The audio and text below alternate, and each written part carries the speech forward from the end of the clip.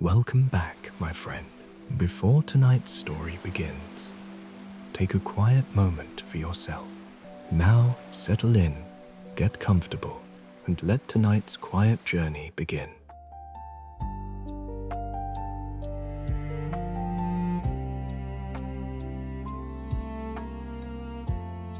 Far below the surface, where movement is rare and energy is too precious to waste, nothing hunts the way it does on land. There are no chases, no sudden bursts of speed, no dramatic struggles. Down here, survival is quieter than that. Predators do not run, they wait. Sometimes for minutes, sometimes for hours, sometimes for a moment that may never come. And what's even stranger is this. In the deep ocean, the difference between hunter and prey is often just who moves first.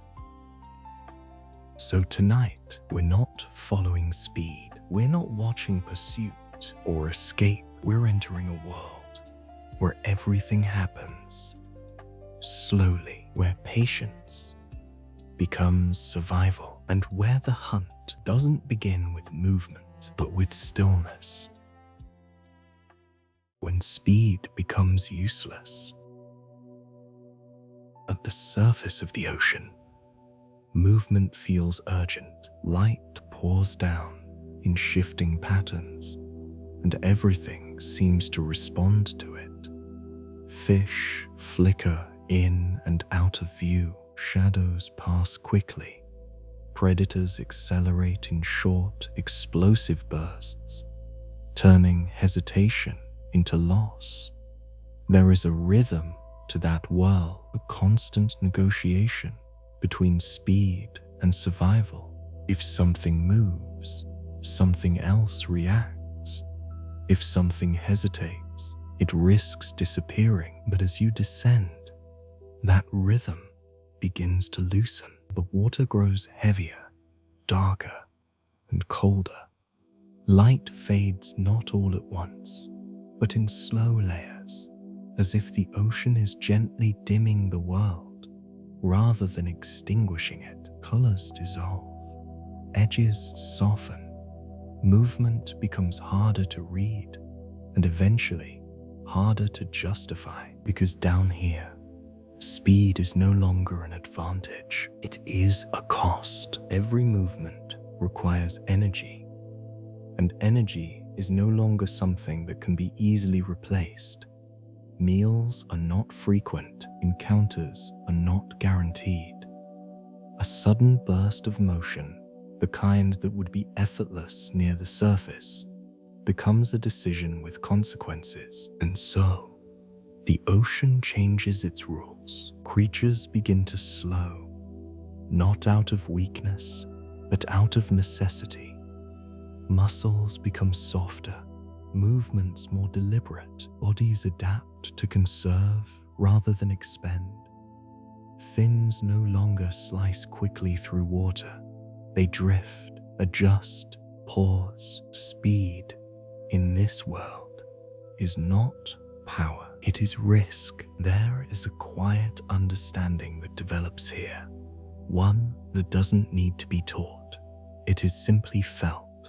The realization that chasing something you might not catch is more dangerous than letting it pass. And so, the hunt begins to change. It becomes less about pursuit and more about presence, less about reaction and more about timing, less about force and more about patience. If you were to remain here long enough, letting your eyes adjust to the absence of light, you might begin to notice something unusual. At first, it would seem like nothing at all, just a shape in the distance, small, irregular, barely distinguishable from the surrounding darkness.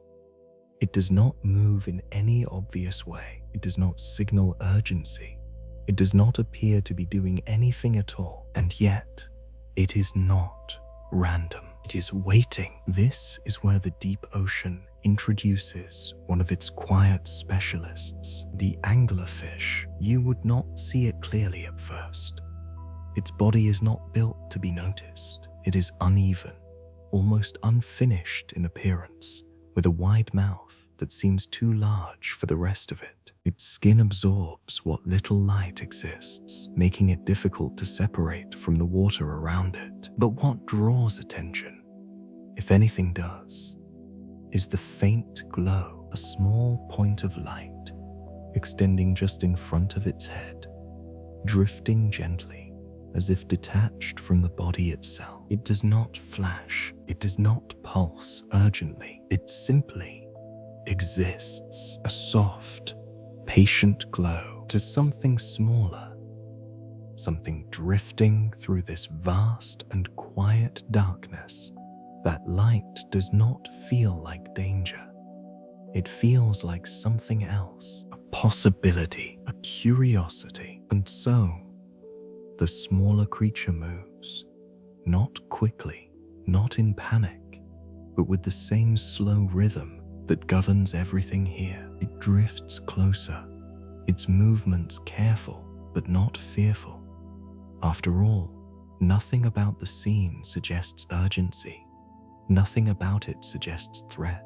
The anglerfish does not react. It does not adjust its position. It does not rush forward. It holds its place, suspended in the water, as if it has all the time in the world, because in a way, it does. Time here does not press. There are no sudden changes, no external signals that demand immediate action.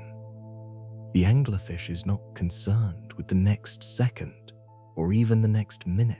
It is aligned with a different scale entirely, one where waiting is not wasted, but essential. The smaller creature moves closer still. The light remains steady. There is no chase, no tension, only distance, slowly disappearing. And then, at a point so subtle, it is almost impossible to define, everything changes. The anglerfish moves, not with speed, not with drama, but with precision. A short, controlled motion, practiced and efficient.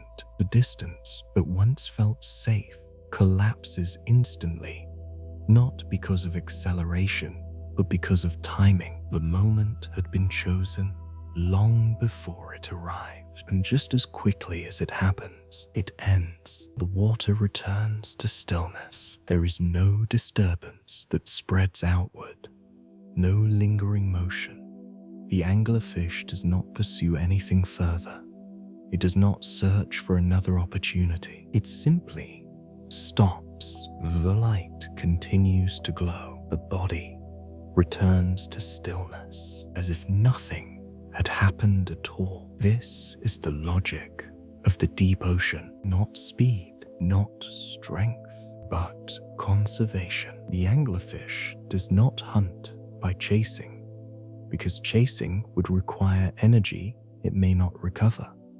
It does not rely on repeated attempts, because repeated attempts would increase the chance of failure. Instead, it invests everything into a single moment, and that moment is built, not through action, but through waiting. If you observe long enough, you begin to understand that what looks like inactivity is not absence, it is preparation. Every second of stillness is not empty.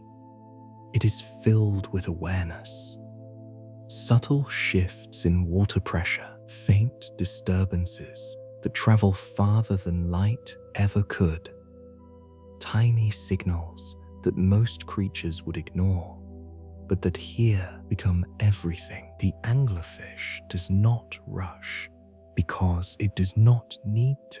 It does not compete in speed, because speed is no longer the measure of survival. Instead, it aligns itself with probability. It waits until the odds no longer require effort, and in doing so, It removes the need for struggle altogether. This is what happens when an environment changes the rules so completely that old advantages become liabilities. Speed, which once defined survival, becomes irrelevant. Energy, which once could be spent freely, becomes something to guard, and movement itself, something we often associate with life, becomes optional. In the deep ocean, life does not disappear. It simply slows. It becomes quieter, more deliberate, and in that quiet,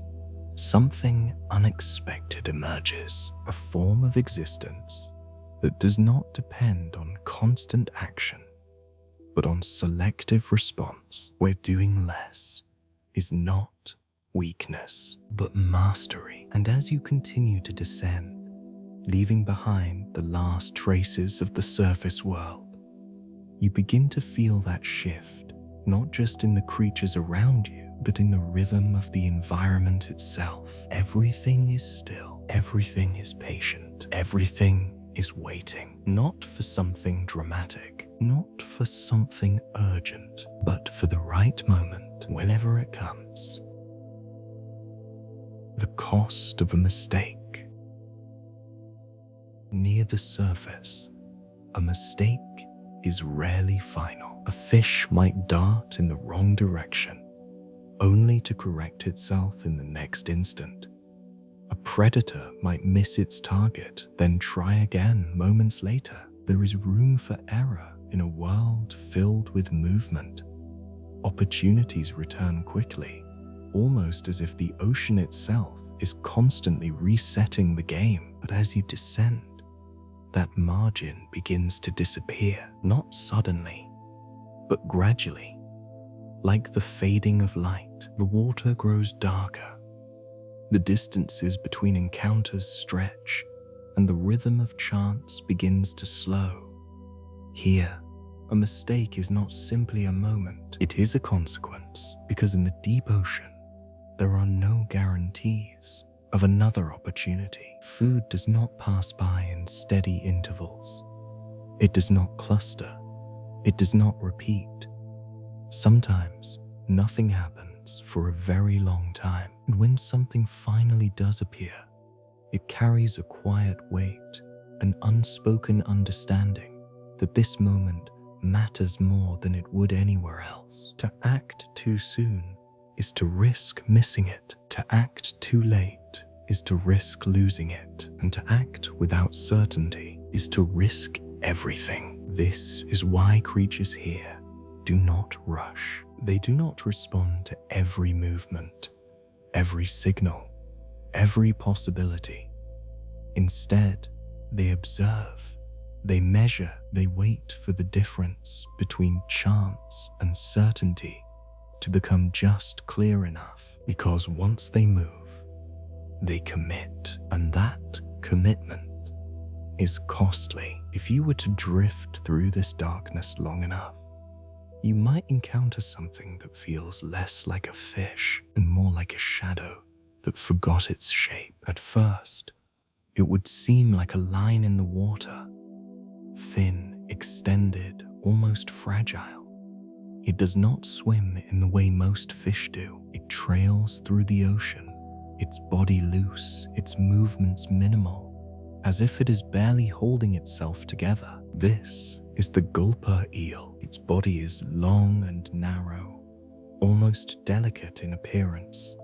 But what defines it is not its length, it is its mouth, a wide, expandable jaw that seems disproportionate, as though it belongs to something much larger. And yet, despite this strange design, it does not hunt aggressively. It drifts, it waits. Its movements are slow, almost absent. It does not chase prey. It does not pursue signals. Instead, it allows the ocean to bring possibility to it, just as it does for everything else down here, because chasing would cost too much. Its body is not built for sustained effort. Its muscles emotions are not designed for speed. Every burst of motion would drain energy that may not be replaced for days or longer. So it conserves. It moves only when necessary, and most of the time it does nothing at all. If something small drifts nearby, something uncertain, something not quite worth the risk, the gulper eel does not react. It allows it to pass, not because it is unaware, but because it understands something fundamental about this environment. Not every opportunity is worth taking. This is where the cost of a mistake becomes clear. Imagine for a moment that the gulper eel reacts too quickly. A faint movement in the water, a shadow perhaps, or a drifting organism passes within reach. Without waiting, without measuring, the eel opens its mouth and lunges forward. The motion is not fast by surface standards, but down here it is significant. Water rushes inward as the mouth expands. The body flexes, energy is spent, and the eel commits to the movement. But the target is not what it seemed. Perhaps it was too small. Perhaps it was not food at all. Perhaps it simply slipped away in the darkness. And just like that, the moment is gone. The water settles again. The eel returns to stillness. But something has changed. Energy has been spent. Not a great amount, not visibly dramatic. But in this world, even small expenditures matter. That motion, that single decision, has reduced the eel's reserves.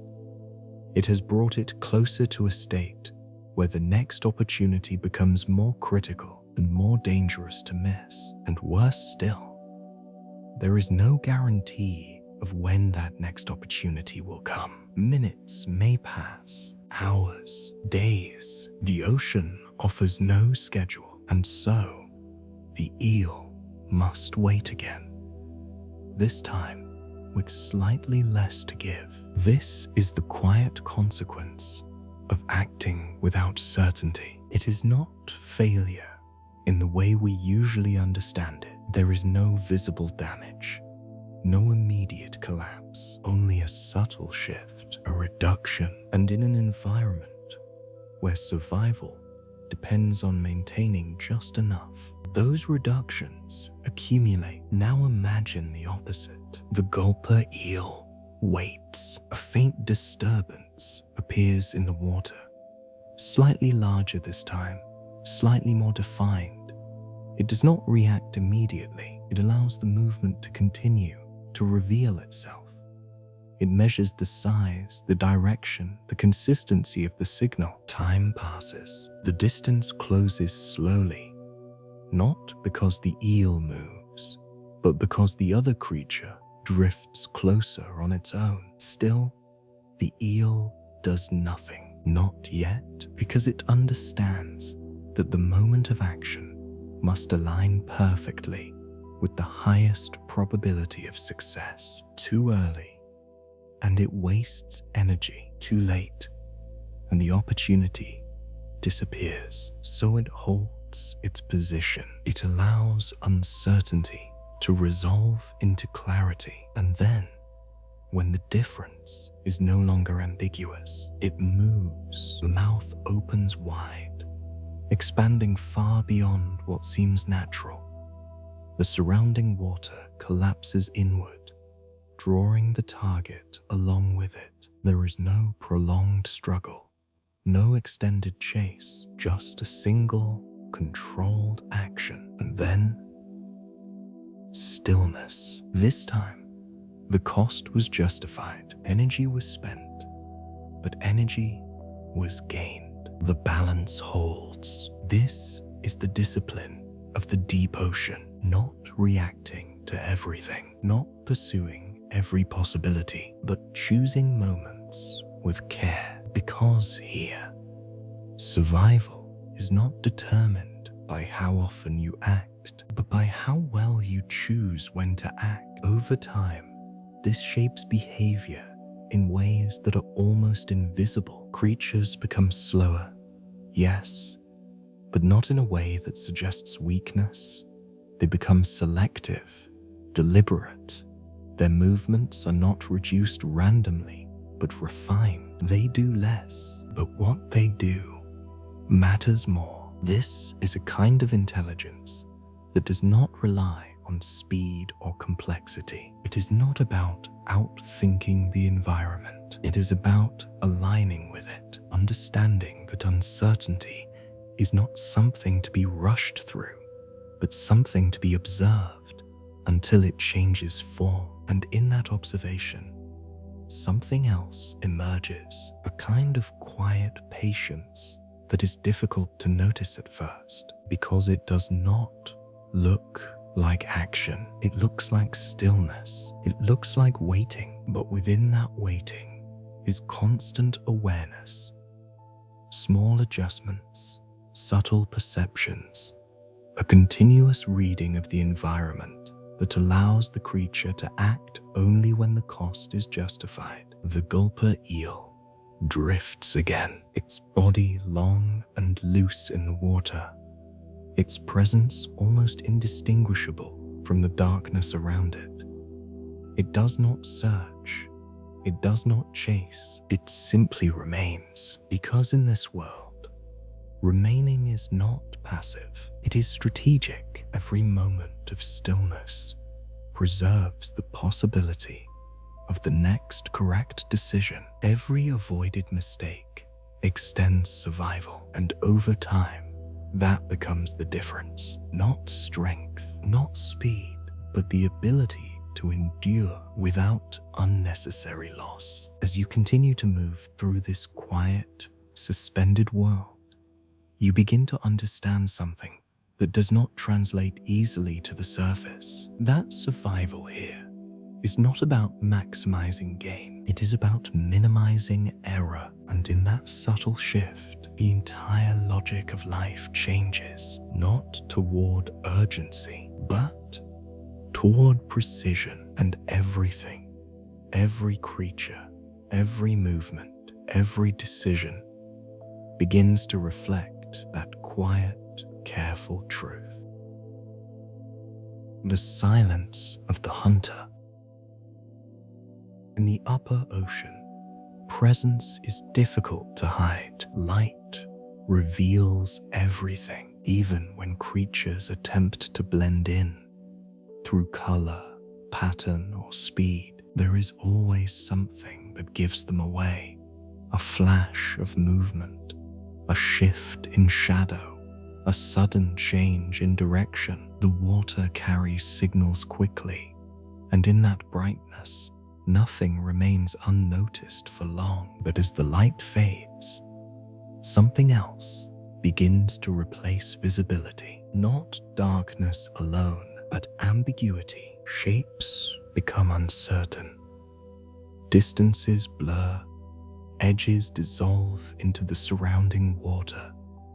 And in that uncertainty, something remarkable happens. Presence itself becomes optional. A creature does not need to be fast if it cannot be seen. It does not need to be strong if it is never detected. And it does not need to chase if it can exist without being recognized at all. This is where the deep ocean redefines what it means to hunt, because here, silence is not just the absence of sound. It is the absence of impact. No disturbance in the water, no signal that travels outward, no indication that anything is there. To move without being noticed is one thing, but to exist without being perceived is something else entirely. If you remain still long enough in this quiet darkness, you may begin to notice a shape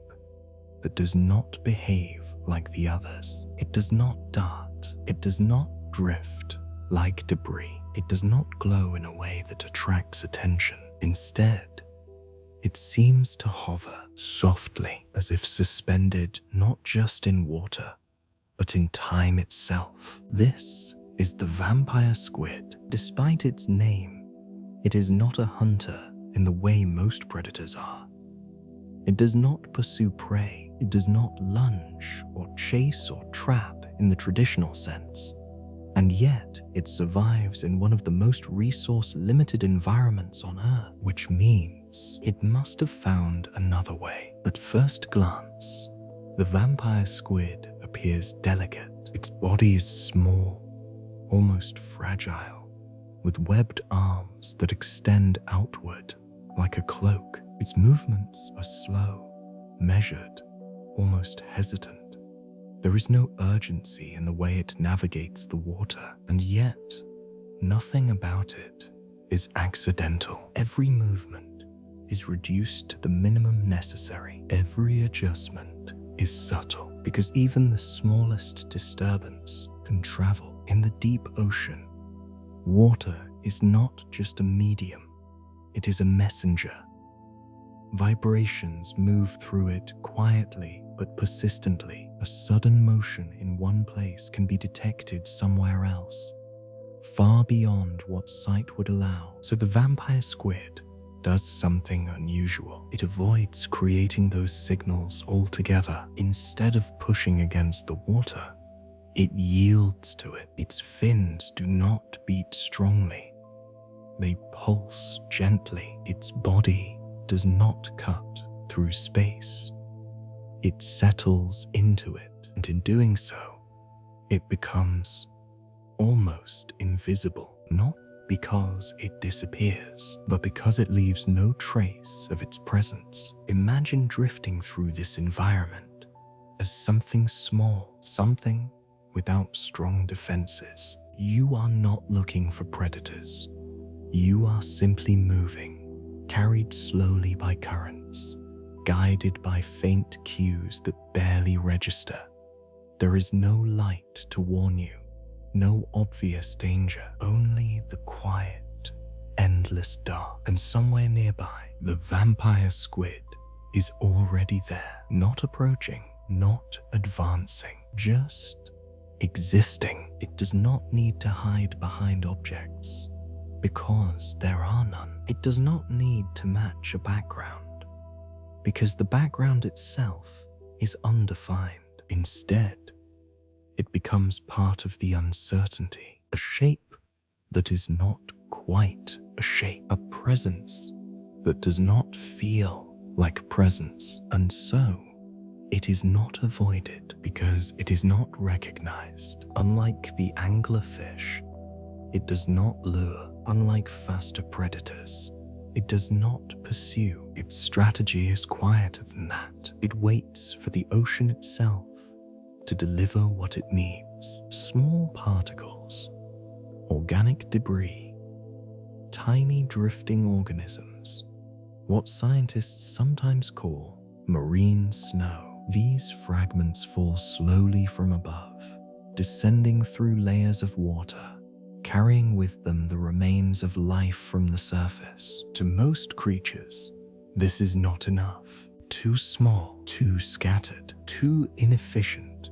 to pursue. But the vampire squid has adapted to this quiet abundance. It extends thin, filament-like structures, delicate, almost invisible threads that drift outward from its body. These filaments do not move aggressively. They do not grab or trap. They simply make contact. When something touches them, the squid responds, not with speed, but with precision. It draws the filament back, collecting whatever it has encountered, transferring it toward its mouth. No chase, no struggle, just a quiet gathering of what the ocean provides. And then, stillness again. This is what hunting becomes. When movement is too costly, it becomes absorption, integration, a kind of passive interaction with the environment, where survival is not about taking, but about receiving. And yet, even in this gentle process, silence remains essential because the vampire squid is not alone in this darkness. There are others here, creatures that would consume it if given the chance, larger forms that sense disturbance, that respond to motion, that interpret even the smallest signal as opportunity. So the squid must remain careful. If something approaches, something too large, too defined, it does not flee in panic. Panic would create motion, and motion would create detection. Instead, it transforms. Its webbed arms fold inward, wrapping around its body like a cloak. Its soft underside, usually hidden, turns outward, revealing rows of small spine-like projections. Its shape changes, not into something aggressive, but into something unfamiliar, not prey, not clearly anything at all. And in that uncertainty, it becomes difficult to interpret, difficult to classify, and often not worth the risk, because in the deep ocean, hesitation exists not only in prey, but in predators as well. A creature that cannot be easily understood is a creature that may not be worth approaching. And so, the vampire squid survives not by overpowering, not by escaping, but by avoiding definition altogether. If you remain in this world long enough, observing these quiet interactions,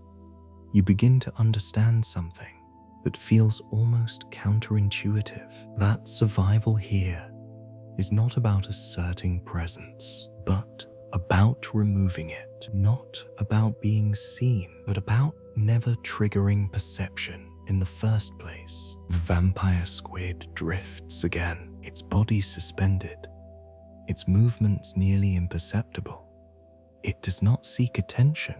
It does not create impact. It simply remains within the flow of the environment, aligned with its pace, its silence, its stillness. And in that alignment, it becomes something difficult to notice, and therefore difficult to threaten. This is the silence of the hunter, not a silence of inactivity, but a silence of intention, a way of existing that reduces every signal, every disturbance, every unnecessary movement, until only what is essential remains. And in that reduction, something changes. The line between hunter and environment begins to blur. The creature is no longer separate from the water around it. It becomes part of the system, part of the quiet, part of the slow, continuous process that defines life in this depth. And as everything settles once more into stillness, one realization begins to take shape, that in a world where detection means danger, the safest way to survive is to become something that is never fully noticed at all. Hunger without urgency. Near the surface, hunger feels immediate. It arrives sharply, like a signal that cannot be ignored. A fish begins to search. A predator begins to move. There is a sense that something must be done, and done quickly, before the opportunity disappears. Hunger, in that world, creates motion. It pushes, it accelerates, it demands. But as you descend into the deep ocean, that urgency begins to dissolve, not because hunger disappears, but because it becomes something else entirely. Down here, hunger is not an interruption. It is a constant. It does not arrive suddenly. It does not demand attention. It simply exists, a quiet presence, always there, always felt, but never overwhelming. Because in a place where food is uncertain, reacting to hunger with urgency would be a mistake. There is nothing to rush toward, nothing guaranteed to find. And so, instead of triggering action, hunger becomes something to carry, something to endure, something to live with, without letting it control you. This changes everything. Movement slows, not just because of the environment, but because of the relationship with need itself. Creatures do not respond to every sensation of hunger.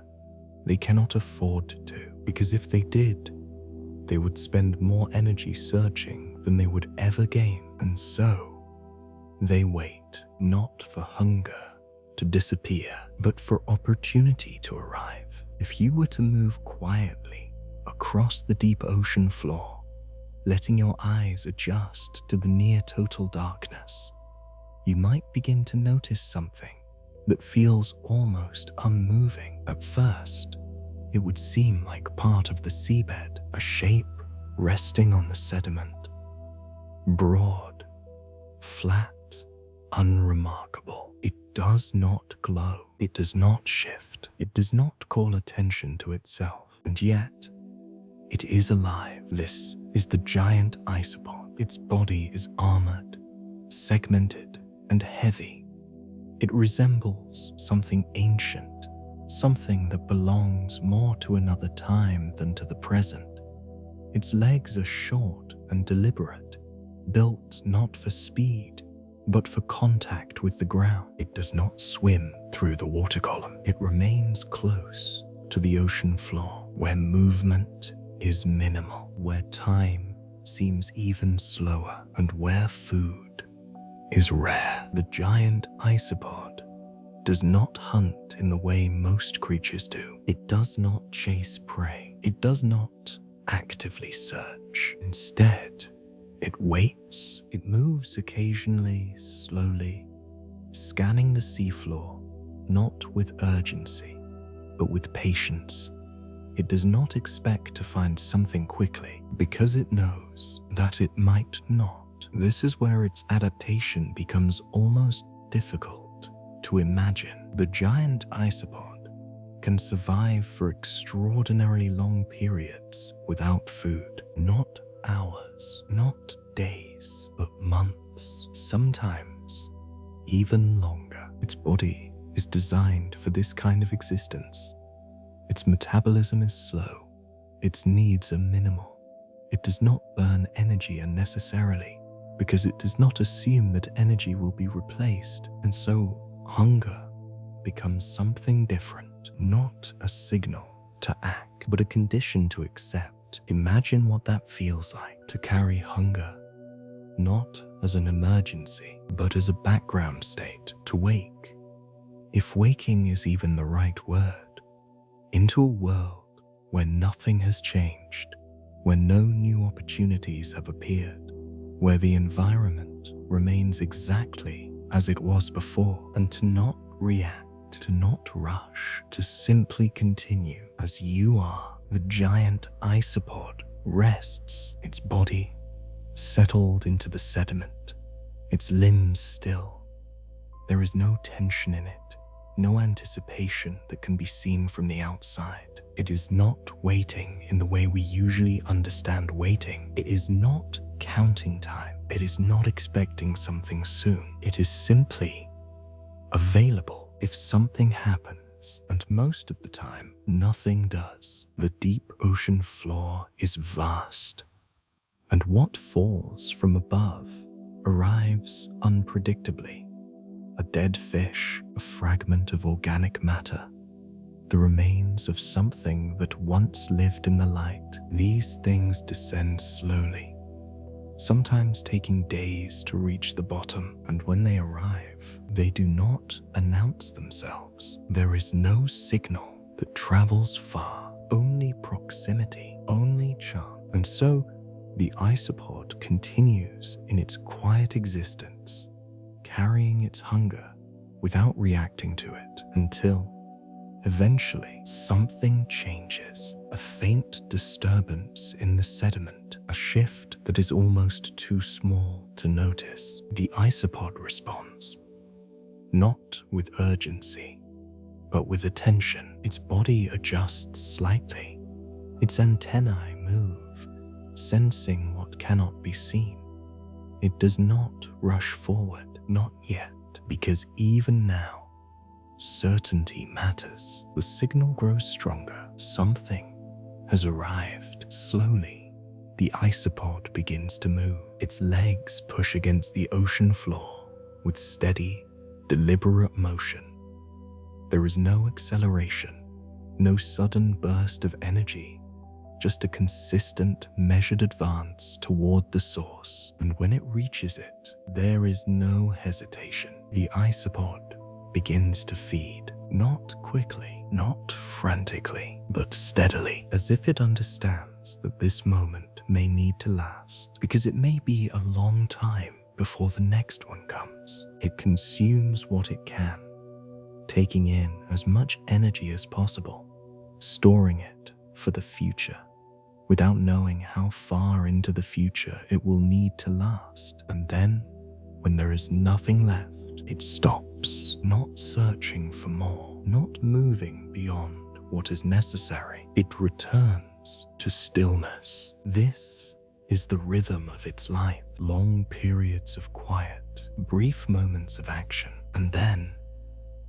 quiet again. If you observe long enough, you begin to understand that the giant isopod does not experience hunger as a problem to solve. It experiences it as a condition to manage. It does not attempt to eliminate it because it cannot. Instead, it adapts to it, reduces its needs, extends its endurance, aligns its behavior with the reality of its environment. And in doing so, it removes the urgency from hunger itself. This is something that feels almost foreign, because in most environments, need creates pressure. Pressure creates movement. Movement creates risk. But here, need does not create pressure. It creates restraint, a quiet understanding that acting too often is more dangerous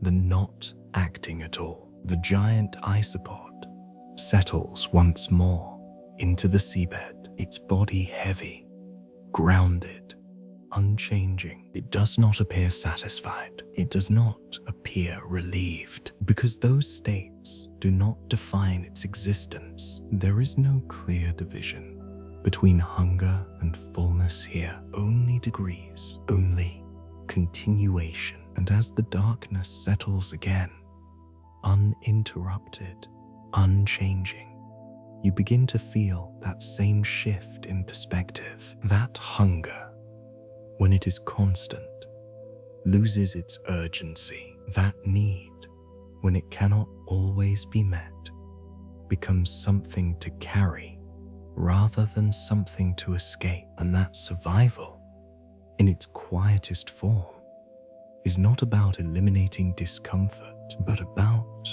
learning to exist alongside it without panic, without haste, without unnecessary movement, just enduring. And in that endurance, something unexpected emerges. Not struggle, not tension, but a kind of stillness where even hunger becomes part of the calm. Becoming invisible. In the upper ocean, being seen is almost unavoidable. Light fills the water, revealing outlines, colors, movement. Even when creatures attempt to hide, they do so against something visible: a coral reef, a shifting pattern of sunlight, a field of plants or rock. Camouflage, in that world, is about matching what already exists. To blend in is to resemble something else. But as the light fades, that strategy begins to lose its meaning, because in the deep ocean, there is nothing to match. No consistent background, no stable reference, no clear boundary between one thing and another, only darkness. And in that darkness, the idea of hiding changes completely. It is no longer about blending in. It is about removing yourself from perception altogether, not becoming something else, but becoming nothing. This is where the deep ocean begins to produce one of its quietest adaptations: transparency. If you cannot match the environment, then the only way to disappear is to stop being visible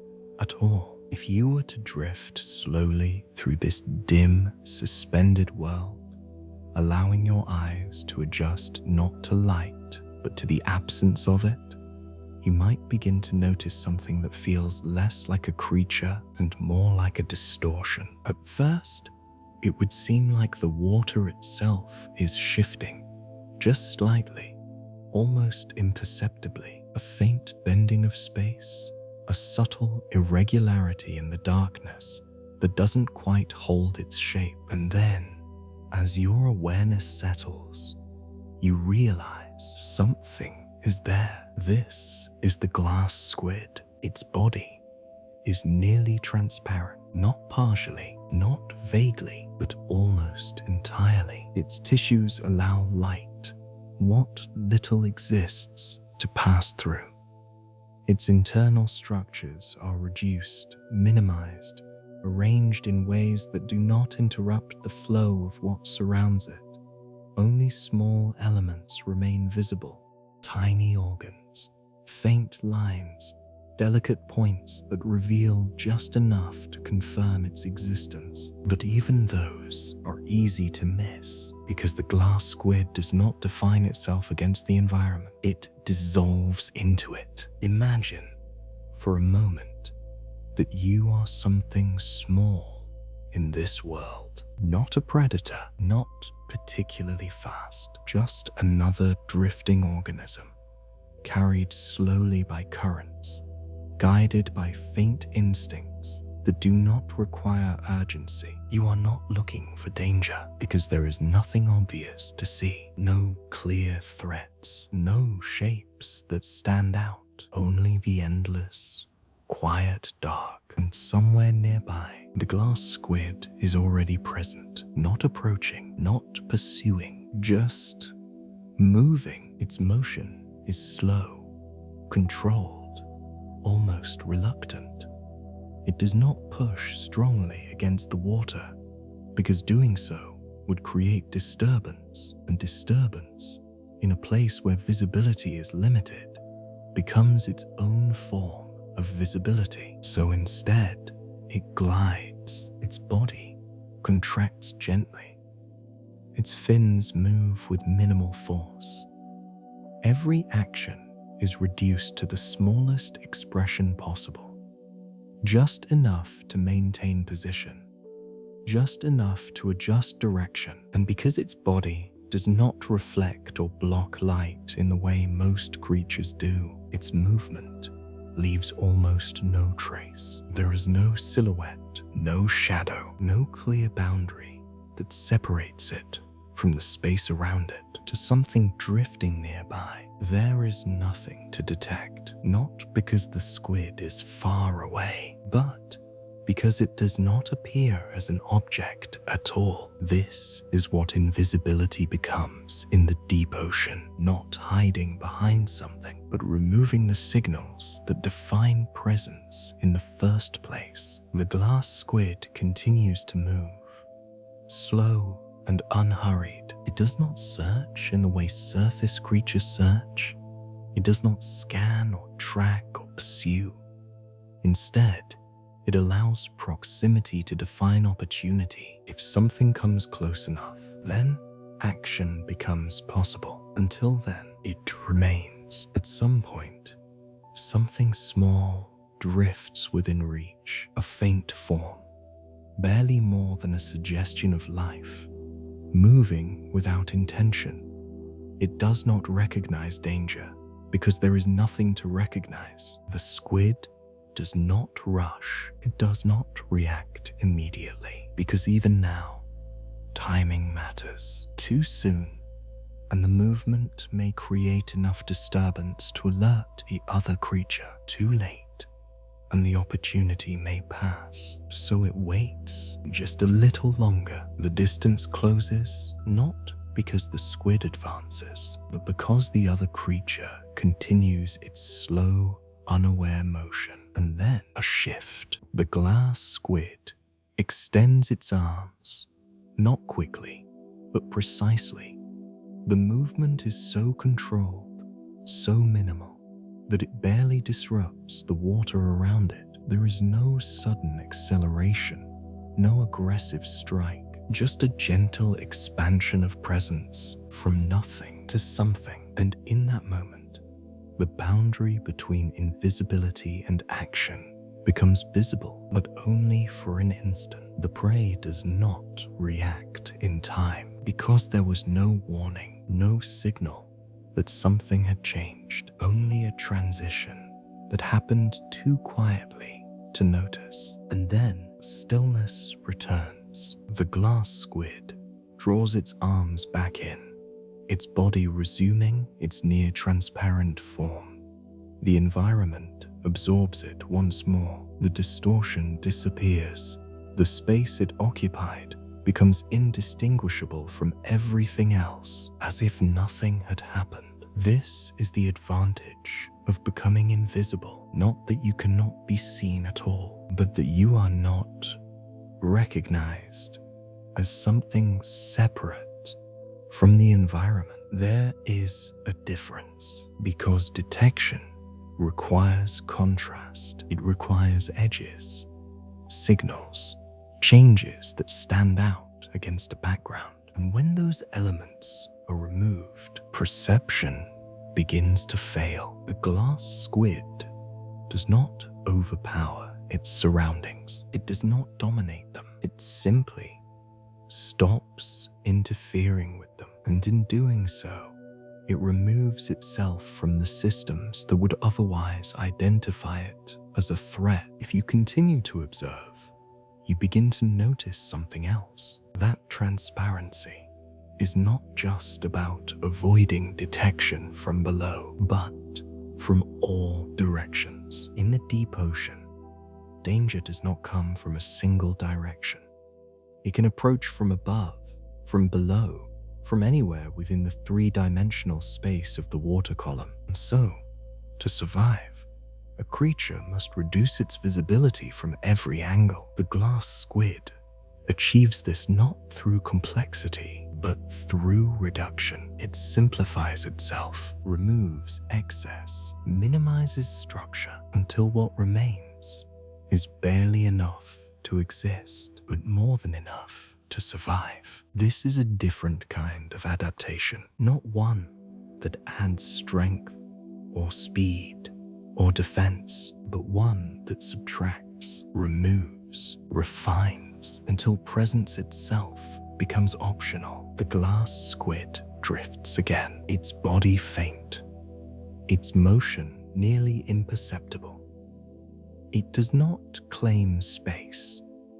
It does not define itself strongly against the world around it. It simply exists within it without interruption. And in that quiet integration, something subtle begins to emerge, a realization that in a place where visibility creates vulnerability, the most effective form of survival is not to become stronger, but to become less visible, less defined, less detectable, until the line between creature and environment begins to disappear entirely. And as everything settles once more into that vast, unbroken darkness, you begin to understand that sometimes the safest way to survive is not to be hidden, but to be almost impossible to notice at all. The illusion of safety.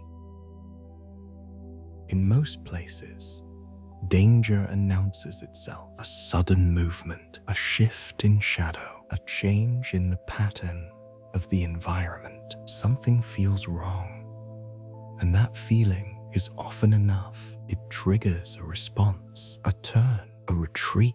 Even before understanding what the danger is, creatures react to the suggestion of it. Because in a world filled with light, recognition happens quickly. The mind, or whatever form of awareness exists, has time to interpret, to compare, to decide. But in the deep ocean, that process begins to break down because recognition requires information. And here, information is incomplete. Light is rare. Shapes are uncertain. Distances are difficult to judge. And without clear signals, the line between safety and danger becomes blurred, not erased, but softened. In this environment, danger does not need to hide itself completely. It only needs to become ambiguous. If something does not clearly signal threat, it may be treated as safe, not because it is safe, but because there is not enough evidence to think otherwise. This is where one of the deep ocean's most subtle strategies begins to take form. Not force, not speed, but suggestion. If you drift slowly through this darkness,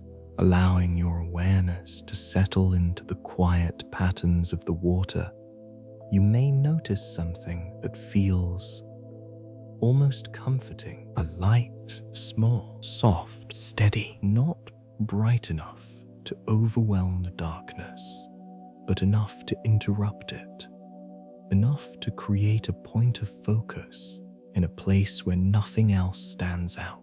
In a world where vision is limited, even the smallest light becomes meaningful. It suggests something, a presence, a possibility, a point of interest. And so, something small, something drifting, something searching, not actively, but passively, begins to move toward it, not quickly, not urgently, but with a quiet curiosity. This is where the illusion begins, because the light is not separate from the creature that produces it. It belongs to something already waiting. The anglerfish. Its body remains still, suspended in the water with a kind of quiet certainty.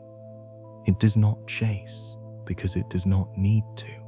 It does not search because it has already positioned itself where opportunity may arrive. And extending from its head is that small, glowing lure. It does not flicker wildly. It does not demand attention. It simply exists. And that is enough. To something smaller, something moving through this vast and uncertain space, the light does not feel like danger. It feels like something to approach, because in the absence of information, the mind, whatever form it takes, fills in the gap. A light could be food. It could be something harmless. It could be nothing at all, but it does not feel threatening. And that feeling is what matters. The smaller creature moves closer. Its motion is slow, almost hesitant, but not fearful.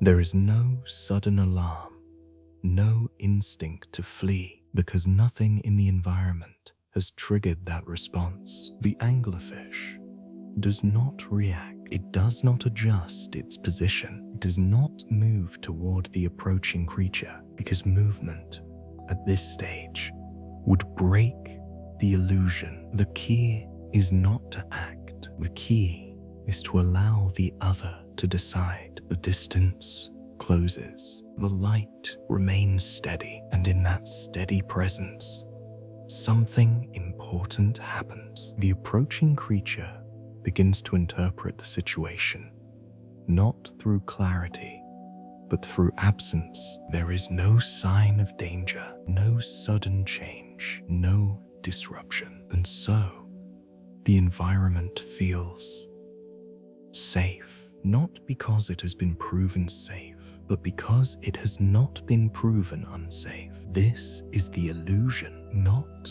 a deception that forces belief, but one that removes doubt. And when doubt is removed, Movement continues. The smaller creature drifts closer still, now within a range where the difference between safety and danger could be understood. If there were enough information, but there isn't, because the anglerfish has removed everything that would reveal itself. Its body remains hidden in darkness. Its motion remains absent. Its presence is reduced to a single, harmless point of light. And so, the final distance disappears, not through pursuit, but through permission. And then the moment shifts. The anglerfish moves, not with the explosive speed of surface predators, but with a controlled, decisive action.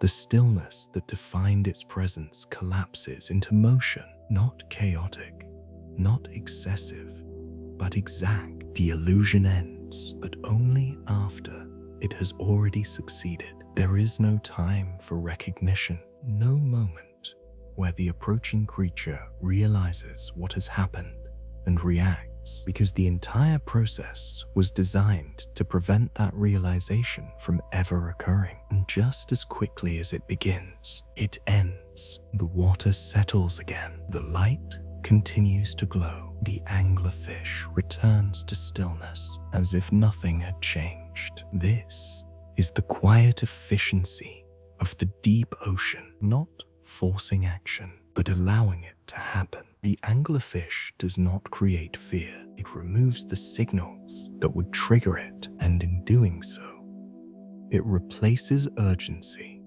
with calm, replaces suspicion with curiosity, replaces hesitation with approach. If you observe long enough, you begin to notice that this strategy appears in different forms across the deep ocean, not always through light, but through suggestion, a shape that resembles something harmless, a movement that feels familiar, a presence that does not disrupt. These are not direct deceptions. They are incomplete information. And in a world where clarity is rare, incomplete information becomes powerful because it allows the mind to assume, to fill in gaps, to move forward without certainty. The anglerfish drifts once more in silence, its body still, its lure softly glowing in the darkness. It does not search for prey. It does not anticipate in a way that can be seen. It simply maintains the conditions under which the illusion can exist, and eventually something will come, not because it is forced, but because it is allowed. And that is the deeper truth of this environment, that survival is not always about overpowering others. It is often about shaping perception, about creating a space where nothing feels wrong until it is too late to respond. And as everything settles again into that slow, quiet rhythm, you begin to understand something subtle, that in a world where danger cannot always be seen, what feels safe is not always safe, and what does not feel like a threat may simply be something that has learned how not to appear as one at all. Stillness as strategy. In most environments, movement is a sign of life. It signals intention. It reveals direction. It defines presence. To move is to exist in a way that can be observed. And because of that, movement often becomes instinctive.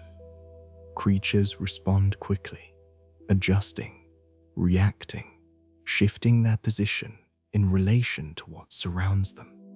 It feels natural, necessary, but in the deep ocean and in places where energy is limited and detection is dangerous, that instinct begins to change, because movement does not only create opportunity, it creates exposure. Every motion sends signals into the environment. Every adjustment disturbs the water. Every reaction increases the chance of being noticed, and so, over time, something subtle begins to happen. Creatures learn not just how to move, but how not to move. Stillness becomes more than the absence of action. It becomes a choice, a strategy, a way of existing that reduces risk, not by escaping danger, but by preventing it from ever forming. If you allow your awareness to settle into this idea,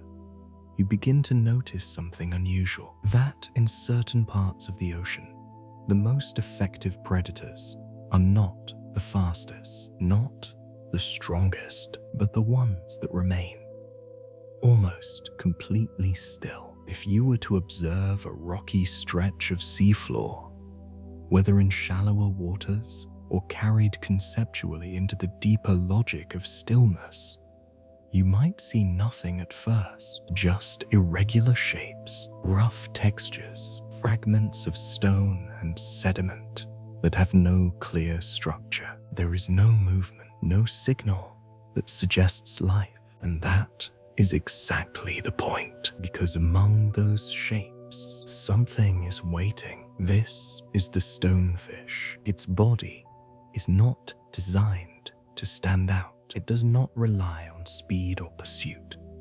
It does not chase prey across distances.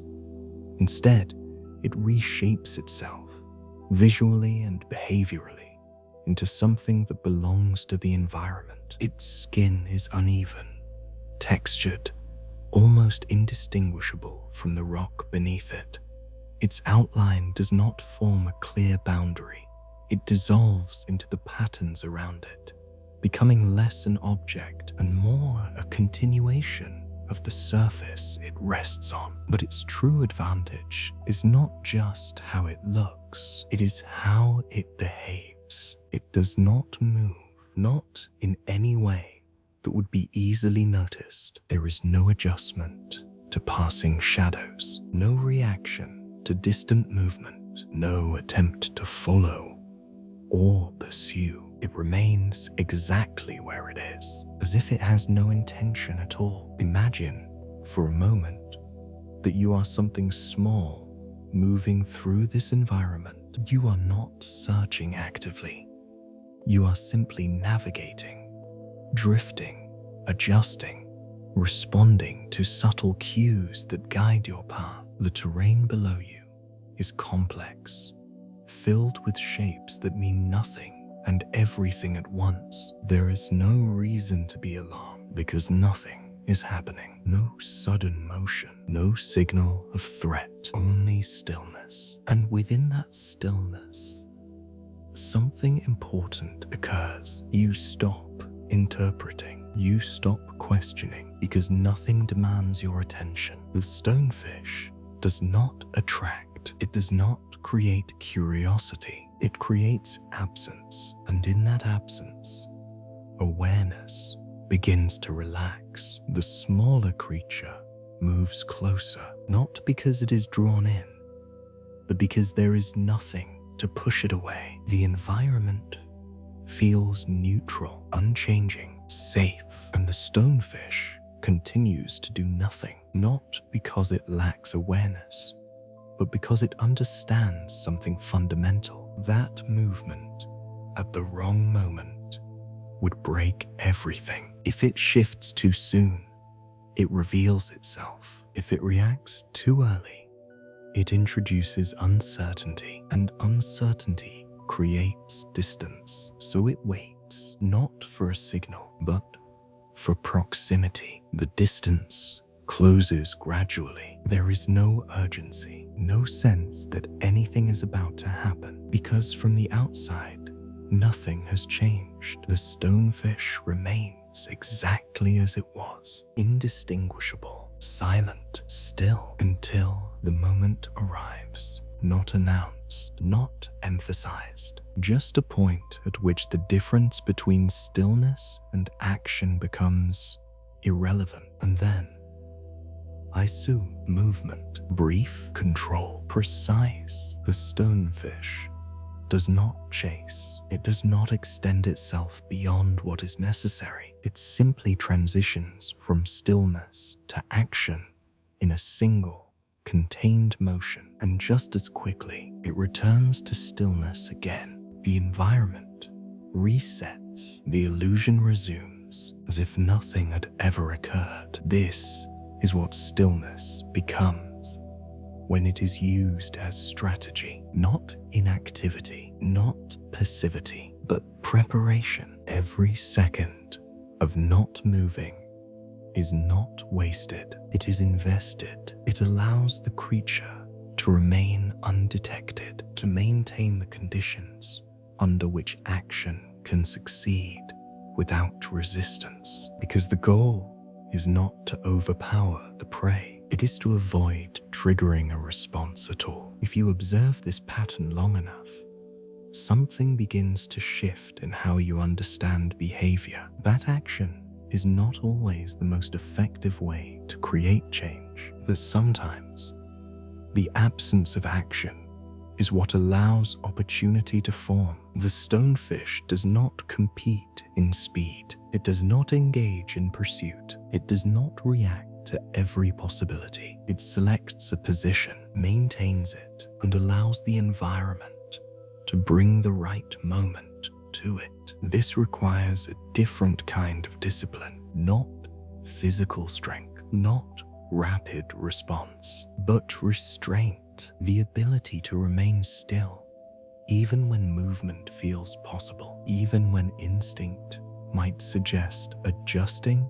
correcting, reacting, to do nothing on purpose, because doing nothing preserves the conditions that make success inevitable. This is a form of control that is difficult to see because it does not express itself outwardly. There are no visible signs of effort, no tension, no preparation that can be observed, only stillness. But within that stillness is a continuous awareness, a readiness that does not need to move to exist. And as the ocean settles again into its quiet rhythm, that idea begins to expand. That stillness is not empty. It is full of potential, full of timing, full of decisions that have not yet been expressed. The stonefish remains where it is, unchanged, unnoticed, and in that state,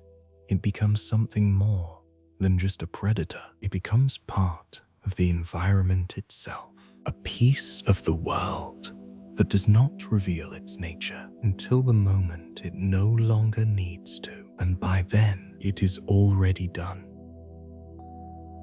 Time moves differently here. Near the surface, time feels structured. It is divided into moments, marked by light, defined by change. Day becomes night. Movement follows patterns. Events unfold in sequences that can be recognized, predicted, remembered. Time in that world is something you can feel passing. It has rhythm, it has direction, and most importantly, it creates urgency, because when time is clear, opportunities are temporary. If something happens now, it may not happen again later. If a moment is missed, it is gone. And so, creatures respond quickly, aligning their behavior with the flow of time itself. They move when needed, react when required, act before it is too late. But as you descend into the deep ocean, that structure begins to dissolve, not suddenly, not dramatically, but gradually, quietly, until the markers that define time begin to disappear. There is no sunlight to divide the day, no shadows to indicate movement, no visible progression that suggests change, only darkness. And in that darkness, time does not stop, but it becomes undefined. Without light, there is no reference. Without change, there is no sequence. And without sequence, urgency begins to fade. Because if nothing signals that a moment is ending, then there is no pressure to act within it. This is where time begins to move differently. Not faster, not slower, but less noticeable, less structured, less demanding. If you remain in this environment long enough, allowing your awareness to settle into its stillness, you may begin to notice something drifting through the water. At first, it feels like a soft distortion, a faint glow, a shape without edges. It does not move with intention. It does not follow a path. It simply exists within the water, carried by currents too subtle to feel. This is a deep-sea jellyfish. Its body is delicate, almost transparent. Its form defined more by softness than structure. It does not swim in the way most creatures do. It pulses slowly, gently, just enough to maintain its presence in the water column. There is no urgency in its movement, no clear direction, no indication that it is trying to reach something or escape something else. Because for the jellyfish, time does not function in the same way. It does not measure moments. It does not anticipate what comes next. It responds only when necessary, and otherwise it drifts. Imagine observing this creature over what feels like a long period. At first, you might try to track its movement to determine where it is going, to understand its behavior. But slowly, something begins to shift. You realize that it is not going anywhere in particular. It is not progressing, not advancing toward a goal. It is simply continuing, and in that continuation, time begins to lose its meaning. The jellyfish pulses once, then waits, not because it is deciding, not because it is preparing, but because there is nothing that requires it to act again immediately. Seconds pass, or perhaps minutes. There is no clear way to tell, because nothing marks their passing. The environment remains the same. The darkness does not change. The water does not signal movement. Only the occasional, gentle pulse of the jellyfish suggests that anything is happening at all. This is what it means for time to move differently. Not that it slows down, but that it stops being measured. Without measurement, there is no urgency, and without urgency, behavior changes. The jellyfish does not rush toward food.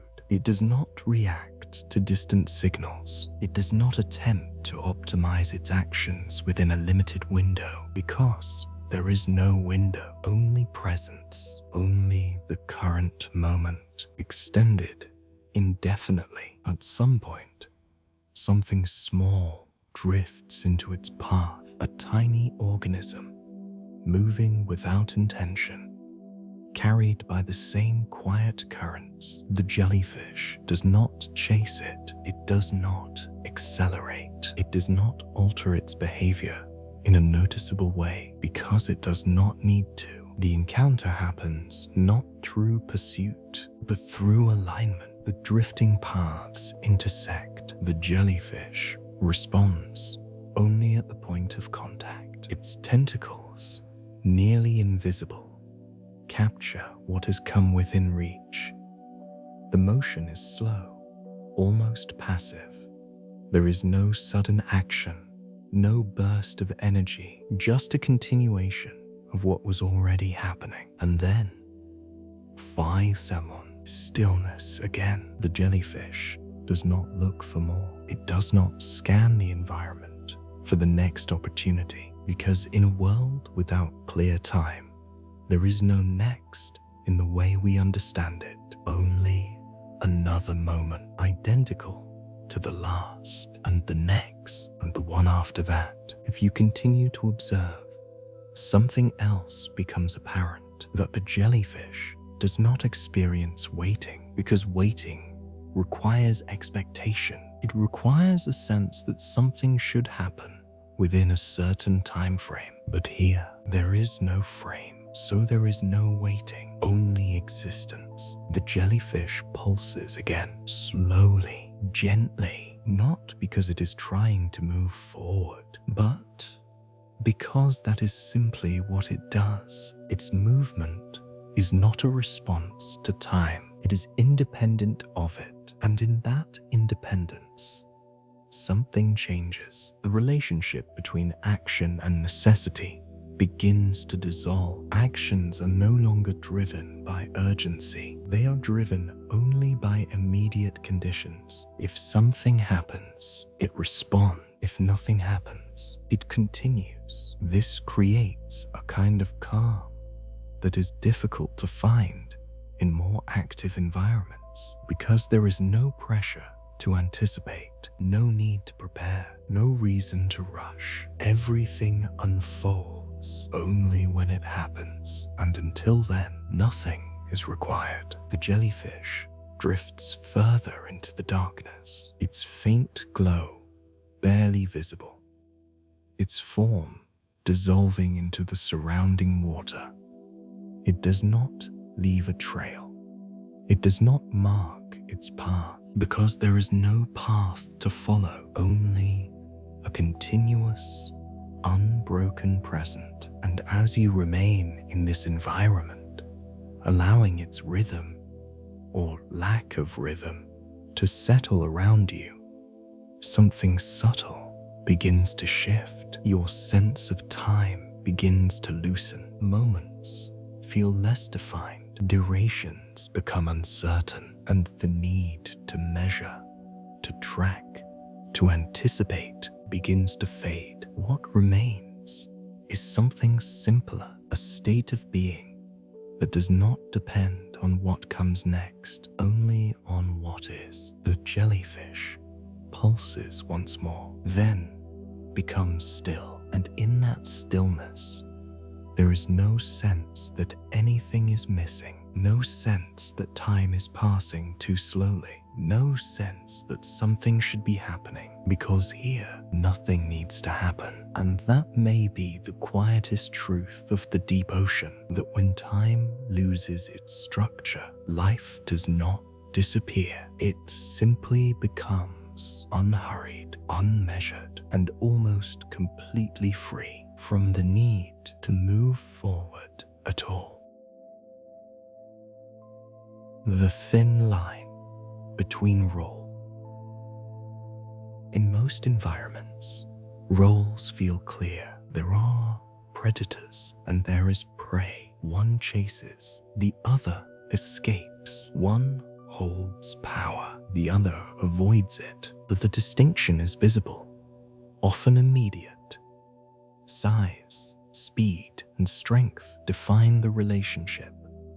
A larger body suggests control, faster movement suggests advantage, and over time, these patterns become predictable. The predator hunts, the prey survives. But as you descend into the deep ocean, that clarity begins to dissolve, not because the roles disappear, but because they begin to overlap. Size becomes uncertain, speed becomes less relevant, strength becomes situational, and in a place where encounters are rare and information is limited, the identity of a creature is no longer fixed. It shifts from moment to moment, from encounter to encounter. A creature that appears powerful in one situation may become vulnerable in another, and a creature that seems insignificant may reveal itself as something else entirely. This is where the line between predator and prey begins to blur, not dramatically, but quietly. If you move through this dark, suspended world, letting your awareness adjust to its subtle patterns, you may begin to notice a shape that feels deliberate. It is not large, not in the way surface predators are. Its body is long, narrow, almost fragile in appearance. It does not move quickly. It does not create disturbance, and yet there is something about it, a presence that feels controlled. This is the dragonfish. Its body absorbs light rather than reflects it, making it difficult to see even at close range. Its form is thin, almost skeletal, with a mouth that opens wider than expected, lined with teeth that seem disproportionate to its size. But its most unusual feature is not visible at first. It produces light, not bright, not obvious, but in a very specific way. The dragonfish emits a faint red glow, something that most creatures in the deep ocean cannot see. Their vision is adapted to shorter wavelengths, to the blues and greens that travel furthest through water. Red, in this environment, becomes invisible, which means the dragonfish can illuminate its surroundings without revealing itself. This is where its role becomes clear, but only temporarily. It moves slowly through the water, its body almost motionless, its presence defined more by absence than by form. It does not chase prey. It does not rush toward opportunity. Instead, it scans, not with eyes that dart or react, but with a steady, controlled awareness of what enters its limited field. If something small drifts nearby, something that cannot perceive the red light, the dragonfish sees it clearly in a way that the other creature cannot understand. And so, in that moment, it becomes the predator. The smaller creature continues its slow movement, unaware that it has already been seen.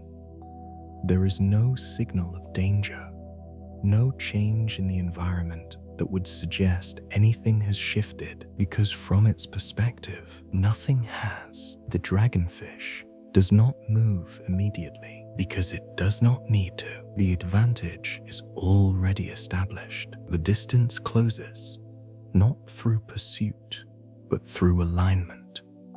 The current carries both creatures into proximity, and when the moment is right, the dragonfish acts. A short, precise movement, controlled, efficient, and just like that, the interaction ends. The water settles again. The dragonfish returns to stillness. In that moment, its role was clear. Predator, but that clarity does not last, because in the deep ocean, no role is permanent. Time passes, though not in a way that can be measured.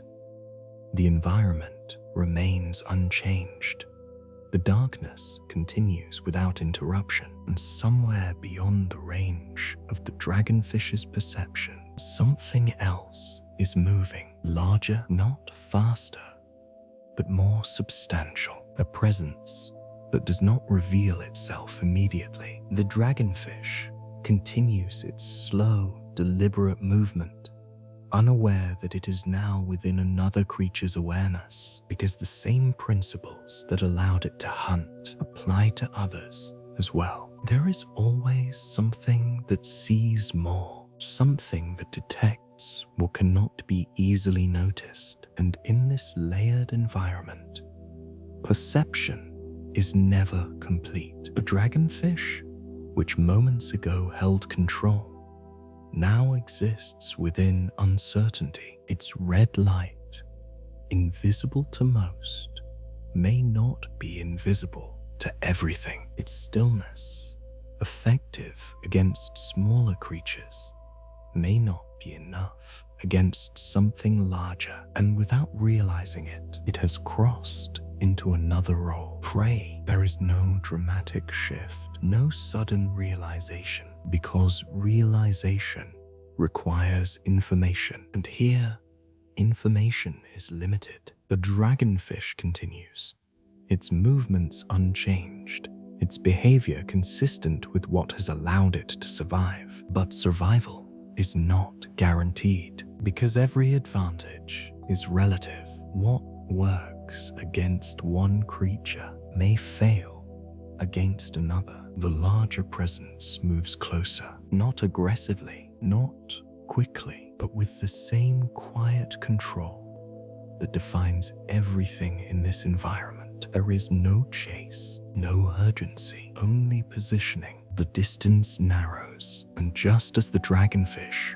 once waited for the right moment, something else is waiting now. The line has shifted without announcement, without transition, without certainty. And this is what defines the deep ocean. Not fixed roles, but fluid ones, where identity is not something a creature carries with it, but something that emerges only in relation to others. The dragonfish survives not because it is always the predator, but because it navigates this uncertainty, because it acts when it has advantage and remains still when it does not, because it does not assume its position, it responds to it, and in doing so, it exists within a system where power is never absolute, only temporary, only situational, only dependent on what is present in that moment. If you continue to observe this quiet exchange of roles, something begins to shift in how you understand the idea of control. That dominance is not a permanent state. That strength does not define identity. That what you are depends on where you are and what is near you. The dragonfish drifts again through the darkness, its body thin, its light faint, its movement controlled. It is neither fully predator nor fully prey. It is something in between, something that changes, adapts, responds. And in that constant shift, it reflects a deeper truth of this world, that survival is not about holding a role, but about recognizing when that role has already changed. Survival without strength.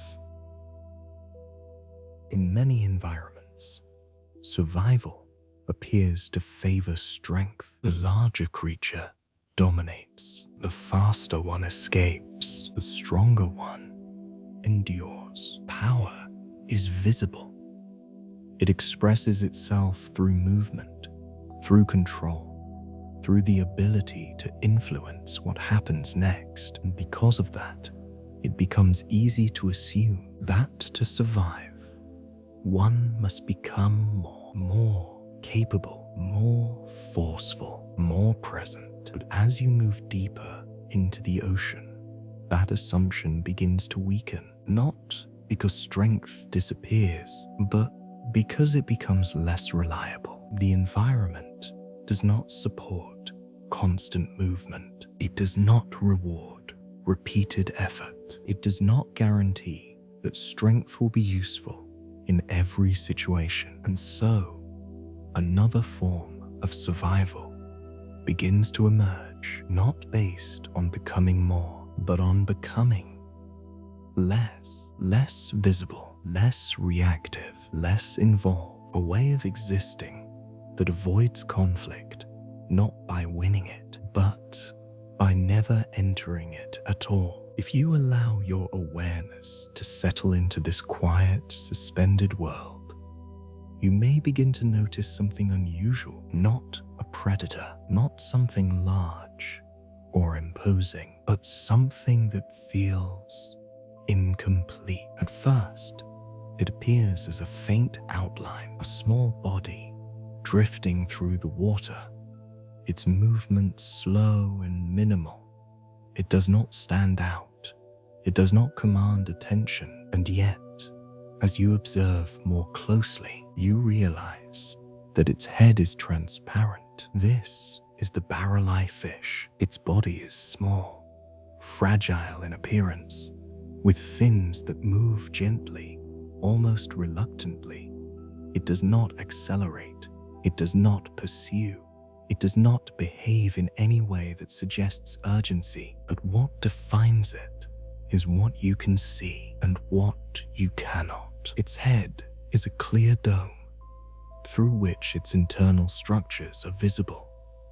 Inside, its eyes, tubular, green, and highly sensitive, are oriented upward, allowing it to detect faint silhouettes above. This is not a creature built for confrontation. It is not designed to overpower. It is designed to avoid, because in the deep ocean, danger often comes from above. Larger predators move silently through the darkness, their forms barely visible, their presence detectable only through subtle shifts in light or movement. The barley fish cannot outrun them. It cannot fight them. And so, it does something else. It minimizes its presence. Its body is small, its movements restrained.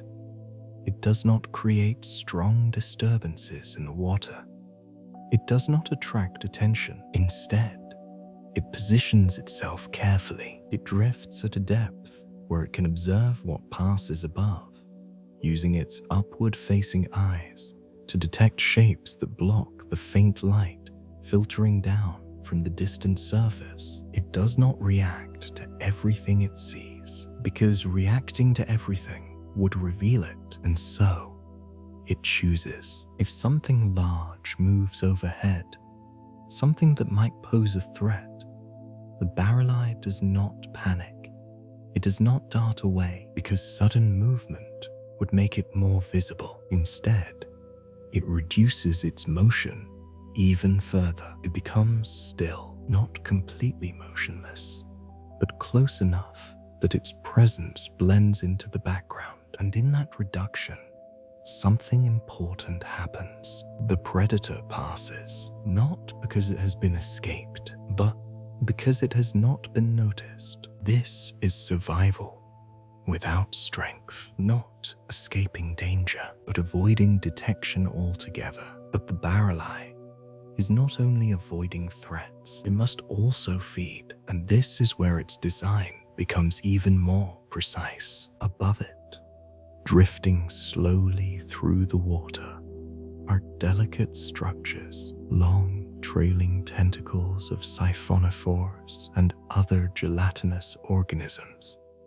These structures capture tiny particles, small creatures, fragments of organic matter, food. But accessing that food is not simple, because those same structures can be dangerous, sticky, reactive, sensitive to disturbance. If approached incorrectly, they can trigger a response, and that response can attract attention. So again, the barreleye does not rush. It positions itself carefully beneath these drifting forms, observing their movement, waiting for the right alignment. Its eyes rotate, something unusual for a fish, adjusting their orientation to track what is above. It does not move its body unnecessarily. It allows its perception to do the work, and when the moment comes, it acts. Not with force, not with speed, but with precision. A small adjustment, a controlled movement, just enough to take what it needs without disturbing the structure around it. And then I thought stillness again. No excess motion, no lingering presence. It withdraws, returning to its quiet position in the water. This is how it survives, not by dominating its environment, but by navigating it carefully, by understanding that strength in this place is not the most reliable advantage, because strength requires expression, and expression creates visibility. The barreleye avoids expression. It does not assert itself strongly against the environment. It does not define its presence clearly. Instead, it remains subtle, ambiguous, difficult to interpret, and in that ambiguity, it becomes safe. If you observe long enough, something begins to shift in how you understand resilience. That survival is not always about overcoming challenges. It is often about avoiding them. That endurance is not always about pushing forward. It is sometimes about knowing when not to move at all. The barrel-eye fish drifts once more through the darkness, its transparent dome faintly visible, its body quiet, its movements reduced to the minimum required to exist. It does not struggle. It does not compete. It simply continues. And in that continuation, something becomes clear. That survival does not always belong to the strongest or the fastest or the most visible. Sometimes it belongs to those who remain just outside of attention, just beyond perception, just quiet enough to never become part of the conflict at all. And as the deep ocean settles again into its slow, unbroken stillness, that idea lingers. That strength is not always the answer. That power is not always necessary. And that, in a world where danger is constant but rarely seen, the most effective way to survive may be to become something that is simply not worth noticing at all. A world of uncertainty. In many places, patterns create expectation. If something moves in a certain way, it will likely continue. If a creature behaves a certain way, it can be predicted. If an interaction begins, its outcome often follows a familiar path. Over time, these patterns become reliable. Predators succeed often enough to define their role. Prey escape often enough to refine their instincts. And in that repetition, certainty begins to form. Not absolute certainty, but enough to guide behavior, enough to allow decisions to be made quickly. But as you descend into the deep ocean, those patterns begin to disappear. Not completely, but enough that they can no longer be trusted. Because here, encounters are rare, and rarity changes everything. When interactions do not repeat often, they do not form stable patterns. When outcomes vary, they do not create reliable expectations. And without expectation, certainty fades. What remains is something quieter, something less defined, a world where outcomes are not guaranteed, where roles are not fixed, where every interaction carries a degree of unpredictability that cannot be fully resolved. If you drift long enough through this dark, suspended environment, you may begin to notice two forms moving within the same space. At first, they do not seem connected. One is elongated, fluid in motion, its body shifting with a kind of soft intelligence. Its fins adjust gently, its arms trailing behind it in slow, controlled patterns. This is a deep-sea squid. The other is less defined, a long, delicate structure composed not of a single body, but of many small units linked together.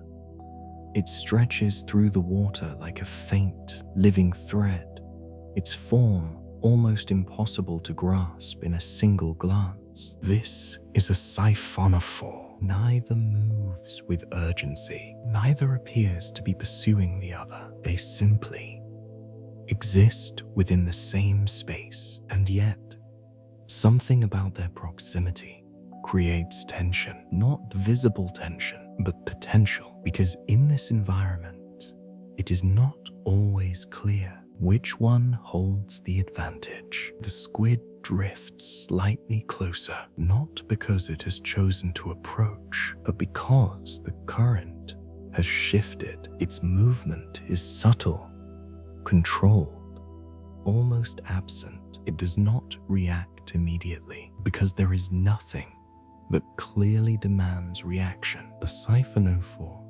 extends through the water, its structure delicate but complex. Its tentacles trail behind it, nearly invisible, carrying with them fine threads capable of capturing small organisms. To something smaller, it would be dangerous, but to the squid, it is uncertain. Because the squid is not typical prey, it is aware, responsive, capable of movement. But movement in this environment is not always the solution. If the squid reacts too quickly, it creates disturbance. If it creates disturbance, it reveals itself. And if it reveals itself, it may attract something else, something larger, something unseen. So instead, the squid does something unusual. It does not decide immediately. It allows the moment to remain unresolved. It observes, not actively, not aggressively, but passively. Through subtle awareness of the space around it, it registers the presence of the siphonophore, the faint resistance of its tentacles in the water, the slight variations in current that suggest structure rather than emptiness. But it does not classify it. Not yet, because classification requires certainty, and certainty is not available. The siphonophore continues its slow drift. Its tentacles extend, nearly imperceptible, moving with the same quiet rhythm as the surrounding water.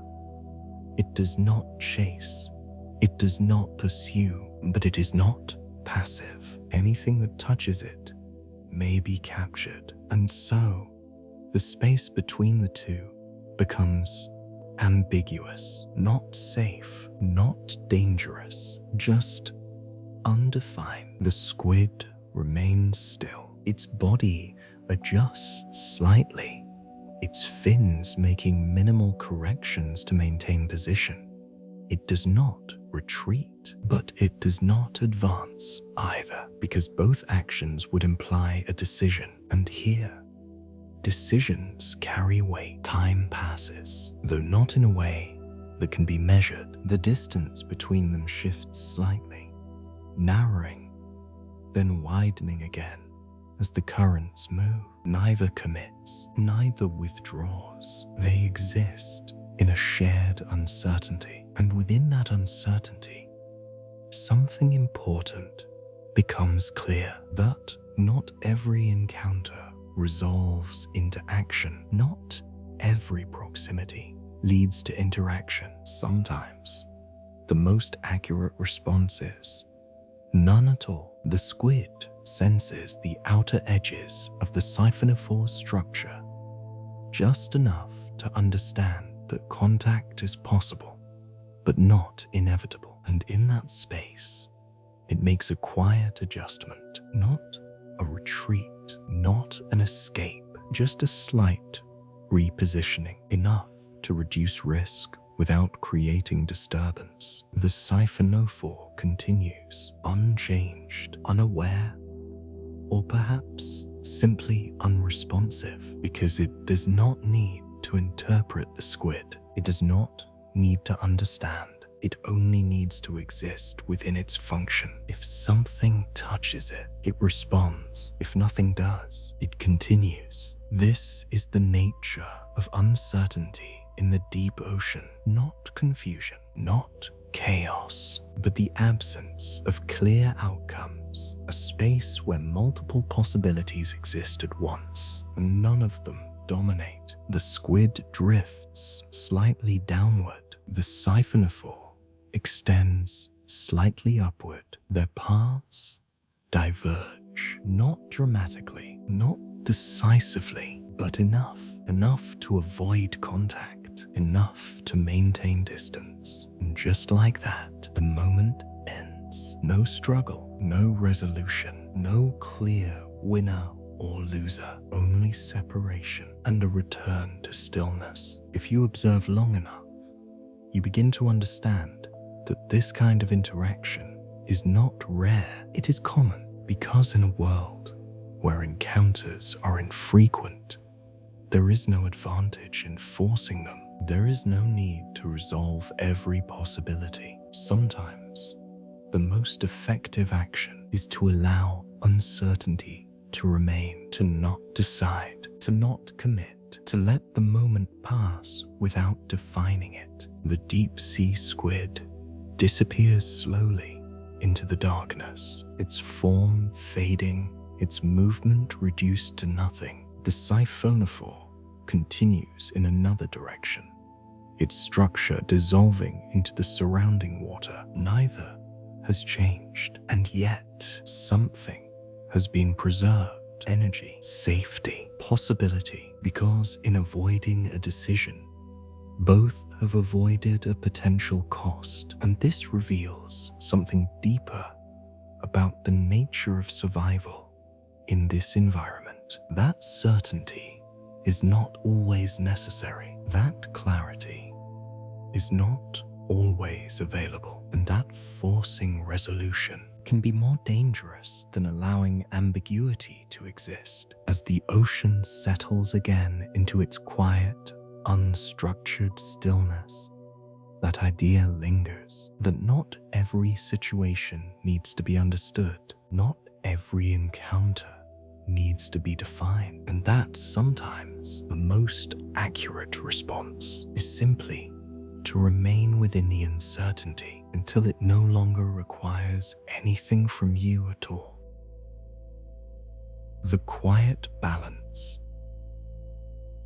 In many environments, balance is maintained through competition. Creatures fight for resources. They defend territory. They compete for access to food, space, and survival itself. Strength determines access. Speed determines opportunity. And over time, a structure emerges, one defined by dominance and resistance. But as you descend into the deep ocean, that structure begins to change, not because competition disappears, but because the environment does not support excess. There is not enough food to sustain constant conflict. There is not enough energy to waste on repeated struggles. There is not enough opportunity to allow for repeated failure. And so, instead of being shaped by force, balance begins to form through limitation, not imposed, not enforced, but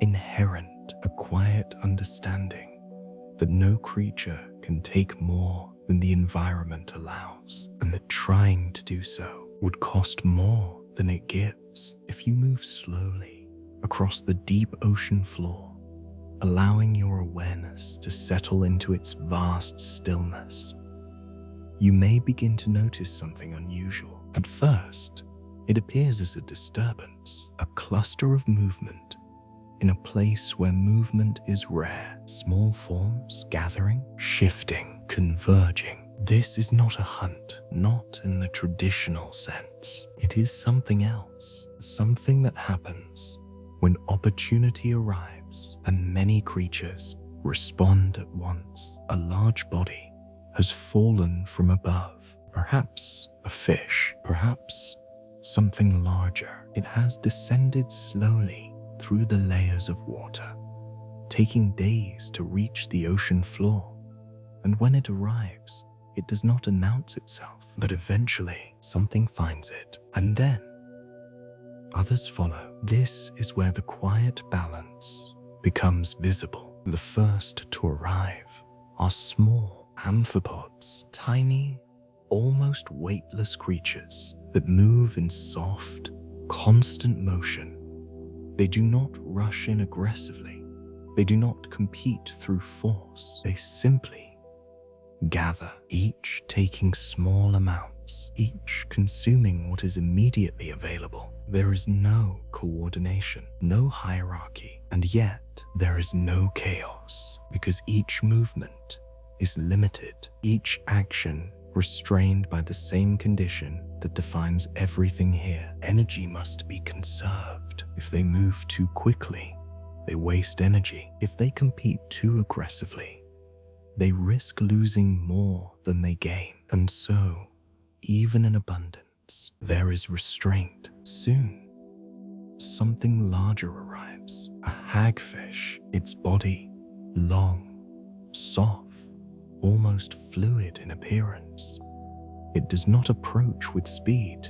It does not displace the smaller creatures. It moves through them, not pushing them aside, but flowing between them, because it does not need to control the space. There is enough, and yet not enough for excess. The hagfish begins to feed, not quickly, not aggressively. It burrows gently into the body, consuming from within, taking what it needs in a steady, continuous motion. Around it, the amphipods continue. No one stops them. No one drives them away, because there is no benefit in doing so. Removing them would cost energy that may not be replaced. And so they coexist, not peacefully in the way we understand peace, but efficiently, each taking what they can, each limited by what they are capable of doing. And in that limitation, balance forms. If you observe closely,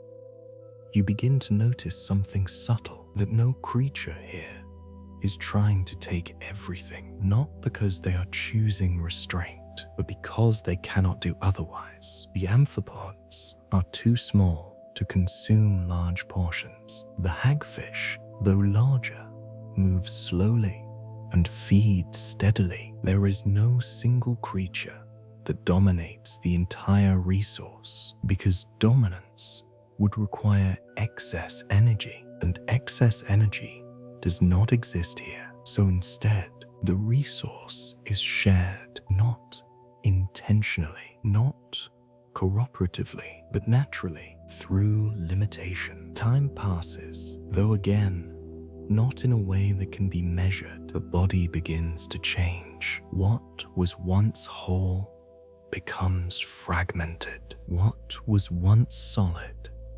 becomes less. And as it changes, the behavior around it remains consistent. No sudden escalation, no aggressive competition, only continuation. More creatures arrive, some smaller, some slightly larger, each interacting with the resource in the only way they can, within the limits of their own design. And over time, something becomes clear, that this system does not require control. It does not require enforcement, because the environment itself defines the boundaries. There is no excess to fight over. There is no abundance to exploit. Only what is present, only what is available, and only what can be taken without costing more than it gives. Eventually, the body is gone, not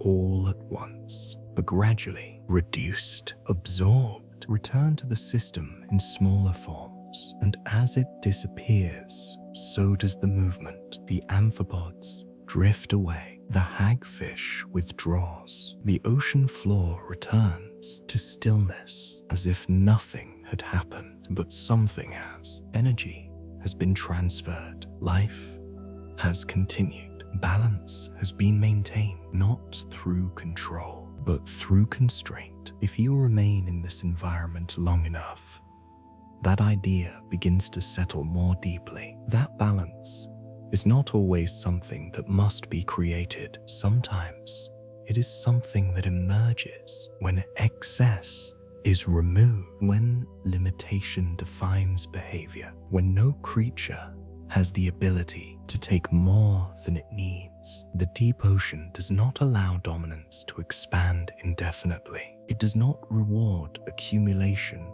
beyond what can be sustained. Instead, it creates a system where everything is self-limiting, where every action carries a cost, where every decision must align with survival, not advantage. And in that system, balance becomes inevitable, not because it is enforced, but because it is the only possible outcome. The ocean floor settles once more into silence, empty, unchanged, and yet perfectly aligned. A system where nothing takes too much, because nothing can. And in that quiet limitation, everything continues without excess, without conflict, without need for control, just balance.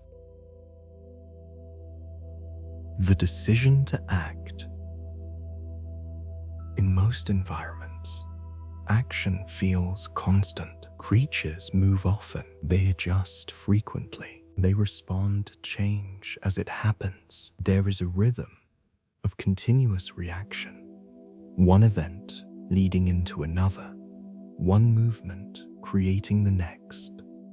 Decisions are made quickly, sometimes without pause, because the environment itself demands it. If something appears, it must be approached. If something threatens, it must be avoided. And in that flow, action becomes almost automatic. But in the deep ocean, that pattern begins to change, not because decisions disappear, but because they become rarer, more deliberate, more significant. Because here, action is not free. Every movement has a cost. Every adjustment requires energy, and energy is not something that can be easily replaced. So instead of acting often, creatures act only when necessary, only when the moment justifies the cost, only when the difference between acting and not acting becomes clear enough to matter. If you allow your awareness to settle into this slower rhythm, you may begin to notice something unusual standing on the ocean floor. At first, it does not look like a fish at all. It appears fixed, like a structure. 3 thin extensions reach downward, touching the sediment, holding the body upright. The fish itself hovers slightly above the ground, suspended in place, as if it has chosen not to participate in movement at all. This is the tripod fish. Its body is elongated, pale, almost fragile in appearance. Its fins extend like delicate supports, allowing it to maintain position without swimming.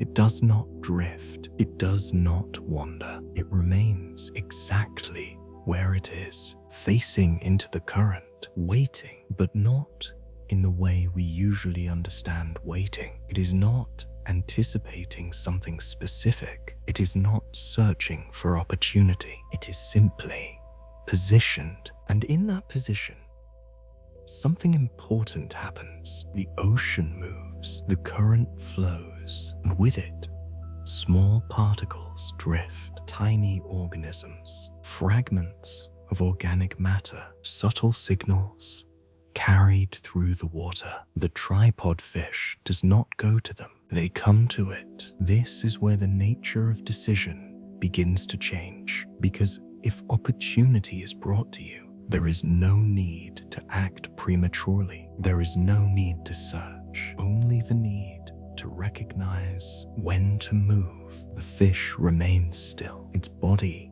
aligned with the flow of water, its extended fins stabilizing it against the gentle pressure of the current.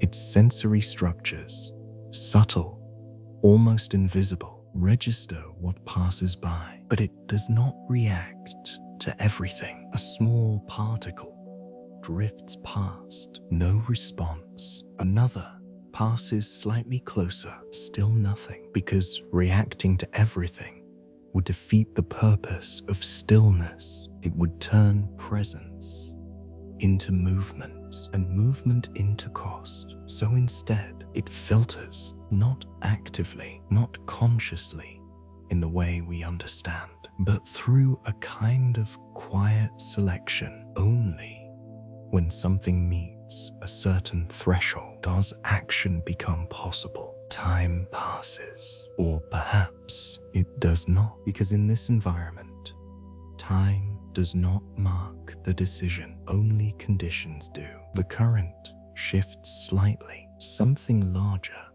drifts within range, not large enough to be obvious, but different, more defined, more substantial. And in that subtle difference, something changes, not in the environment, but in the fish, a transition that cannot be seen from the outside, a shift from stillness to readiness. The tripod fish does not move immediately, because even now, timing matters. Act too early and the target is missed. Act too late and it has already passed. So it holds just a little longer. The distance closes, not because the fish advances, but because the current continues its slow, inevitable motion. And then the moment arrives, not announced, not emphasized, just a point at which the cost of action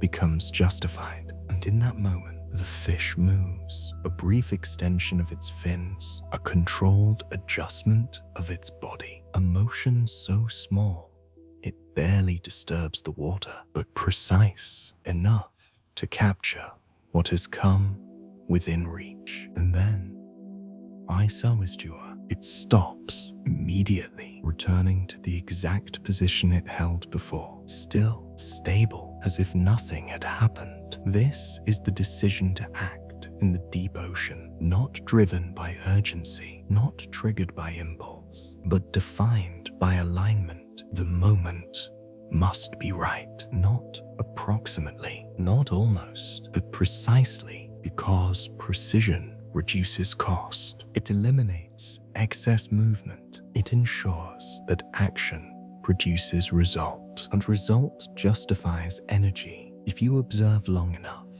something begins to shift in how you understand decision-making itself. That acting quickly is not always effective. That reacting immediately is not always necessary. That sometimes the most important part of action is everything that happens before it. The stillness, the observation, the restraint, the refusal to move until movement is required. The tripod fish remains in place, its body suspended, its fins extended, its presence unchanged. It does not seek, it does not pursue. It allows the environment to define the moment. And when the moment arrives, it responds, not more, not less, just enough. And then stillness again, because the goal is not to remain active. The goal is to remain efficient, to act only when action creates balance, to move only when movement is necessary, to decide only when the decision is clear. And as the ocean continues its slow, quiet flow, that idea settles into the surrounding stillness. That action is not something that must be constant. It is something that must be correct. And that, in a world where energy is limited and opportunity is rare, the difference between survival and loss is often just a single moment chosen well. Movement without noise. In many environments, survival depends on movement. Creatures search, they pursue, they travel across distances to find what they need. Food is not guaranteed, and so effort becomes necessary. The more you move, the more you encounter. The more you encounter, the more opportunities arise. At least, that is how it works in places where resources are distributed across space. But in the deep ocean, that assumption begins to break, because movement does not guarantee encounter. Distance does not guarantee opportunity, and effort does not always lead to result. In fact, movement can often reduce the chances of success because every motion creates disturbance. Every disturbance reveals presence, and presence in a world where you are not the only one searching can be dangerous. So instead of moving outward to find what they need, some creatures do something different. They reverse the direction of effort. They do not go toward opportunity. They allow opportunity to come toward them. If you remain still long enough in this dark, suspended world, you may begin to notice something that feels almost like a mistake, a shape that seems incomplete, a body that does not move, a presence that does not adjust. At first, it appears lifeless, just another form resting in the water. But if you observe carefully, you begin to notice something small, a faint point of light, not bright, not enough to illuminate the surroundings, just enough to exist. This is the anglerfish. Its body is compact, almost disproportionate, with a large head and a wide mouth that remains slightly open. It does not swim continuously.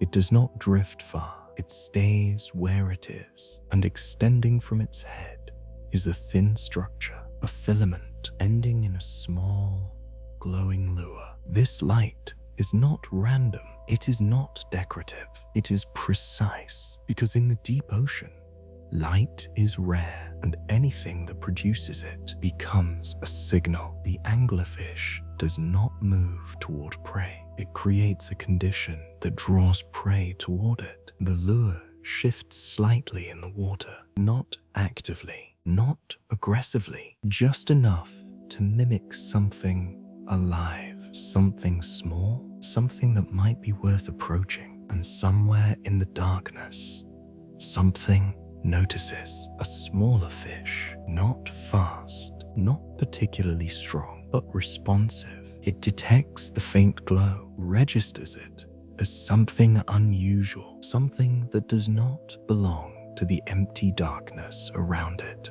And in that difference, interest forms. The smaller fish does not rush forward, because nothing rushes here, but it adjusts its path just slightly, moving toward the light. The anglerfish remains completely still, because stillness is part of the illusion. If it moves too much, the signal breaks. If it creates disturbance, the approach stops. So it holds. The lure continues its subtle motion, a small shift, a gentle pulse, just enough to maintain attention. The distance begins to close, not because the anglerfish has acted, but because something else has chosen to move. This is the reversal. The world comes to the anglerfish not through force, not through pursuit, but through attraction. And attraction requires patience. The smaller fish moves closer, its awareness focused on the light, not on the shape behind it, because the shape behind it does not change. It does not signal danger. It does not announce itself. It remains undefined, and in that lack of definition, it becomes invisible. The smaller fish enters the range where action becomes possible, but the anglerfish does not act immediately, because the moment is not yet complete. Distance still matters. Timing still matters. So it waits a little longer. The smaller fish moves closer still, and then the alignment is correct. The distance is minimal. The opportunity is exact. And in that moment, the anglerfish acts not with prolonged motion, not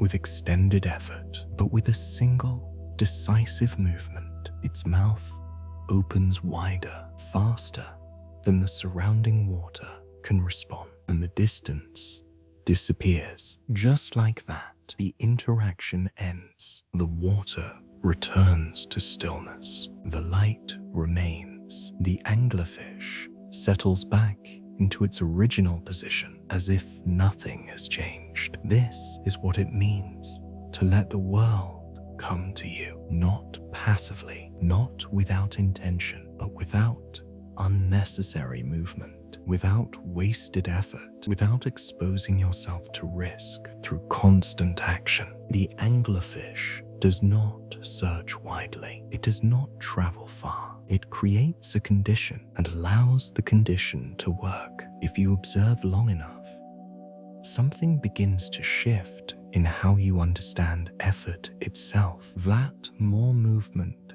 does not always mean more result. That searching is not always the most effective strategy. That sometimes positioning matters more than action. The anglerfish succeeds not because it does more, but because it does less. Because it understands that in this environment, energy is limited, opportunity is rare, and attention is powerful. By creating something that attracts attention, it removes the need to chase it. By remaining still, it removes the risk of being noticed by something larger. And by acting only when the moment is complete, it ensures that effort becomes outcome. The anglerfish drifts once more in its quiet, controlled stillness, its light faint, its body unmoving, its presence barely detectable. And yet, within that stillness, something continues to happen.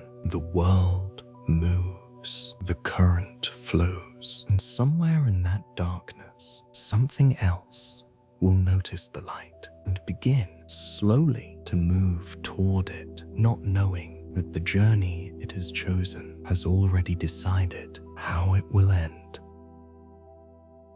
Energy preserved. In many environments, conflict feels unavoidable. If something threatens you, you escape.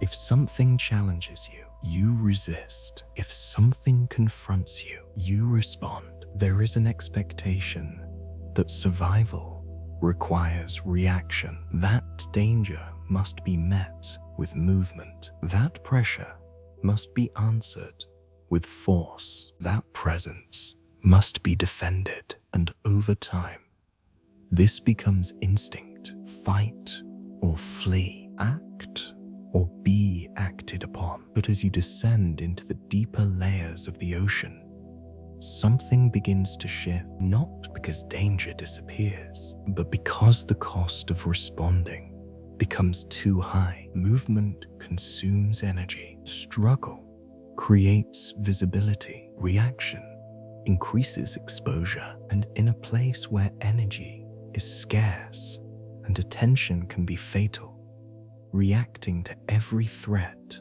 becomes unsustainable. So instead, some creatures develop a different approach, not to fight, not to flee, but to disengage, to remove themselves from the structure of conflict entirely. If you allow your awareness to settle into the quiet darkness of this environment, you may begin to notice a form that feels almost delicate. Its body is soft, almost translucent, with a dark, velvety tone that absorbs what little light exists. Its arms extend outward, connected by a thin webbing that gives it the appearance of a drifting cloak. This is the vampire squid. Despite its name, it is not a predator in the way others are. It does not chase. It does not hunt actively. It exists in a region of the ocean where oxygen is extremely low, too low for many predators to function efficiently. And within that limitation, it has found something unexpected: safety. Because where others struggle to survive, it remains, not because it is stronger, but because it requires less. Its movements are slow, almost effortless. It does not expend energy unless necessary. It does not engage with the environment in ways that draw attention. It simply drifts, collecting what is available, tiny particles, fragments of organic matter, what others might ignore. It accepts this is already a form of disengagement, but the true nature of its strategy becomes visible when something approaches a larger presence, not fast, not aggressive in the way surface predators might be, but enough to create potential danger. The vampire squid senses the change, not through sight alone, but through subtle shifts in the water, pressure, movement, disturbance. And in that moment, it does not flee, because fleeing would require speed. Speed would require energy, and energy is limited. It does not fight, because fighting would create disturbance. Disturbance would attract attention, and attention would increase risk. So instead, it does something else. It reduces itself. Its body shifts slightly. Its arms draw inward, folding over itself in a motion that transforms its shape. The webbing closes, enveloping its form, turning it into something compact, contained, less defined, less visible. It becomes smaller, not in size, but in presence. At the same time, it releases something subtle, a cloud, not like ink, not dark and opaque, but a faint, glowing particulate, bioluminescent, scattered into the surrounding water. This light does not reveal the squid. It distracts. It creates points of attention that are separate from its body. Multiple signals, multiple possible targets. And in that fragmentation, focus is lost. The approaching presence does not receive a clear image. It does not detect a single defined form, only fragments, movement without structure, light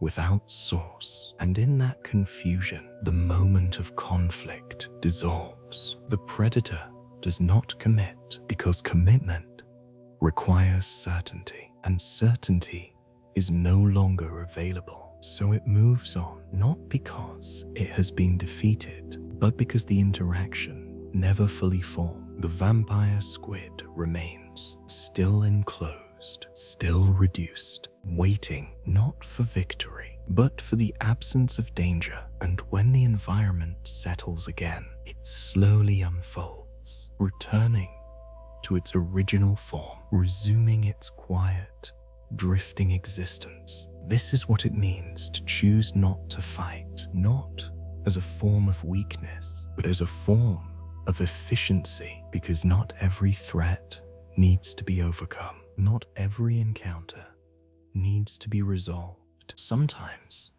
the most effective response is to remove yourself from the structure of the interaction entirely, to become something that does not require a reaction. If you observe long enough, something begins to shift in how you understand strength. That strength is not always expressed through action. That resilience is not always visible. That survival is not always about winning. Sometimes it is about not entering the situation in the first place. The vampire squid does not dominate its environment. It does not control what happens around it. It does not assert itself. It simply exists in a way that minimizes conflict, that avoids unnecessary engagement, that reduces its presence when needed. And in doing so, it survives not by force, not by speed, but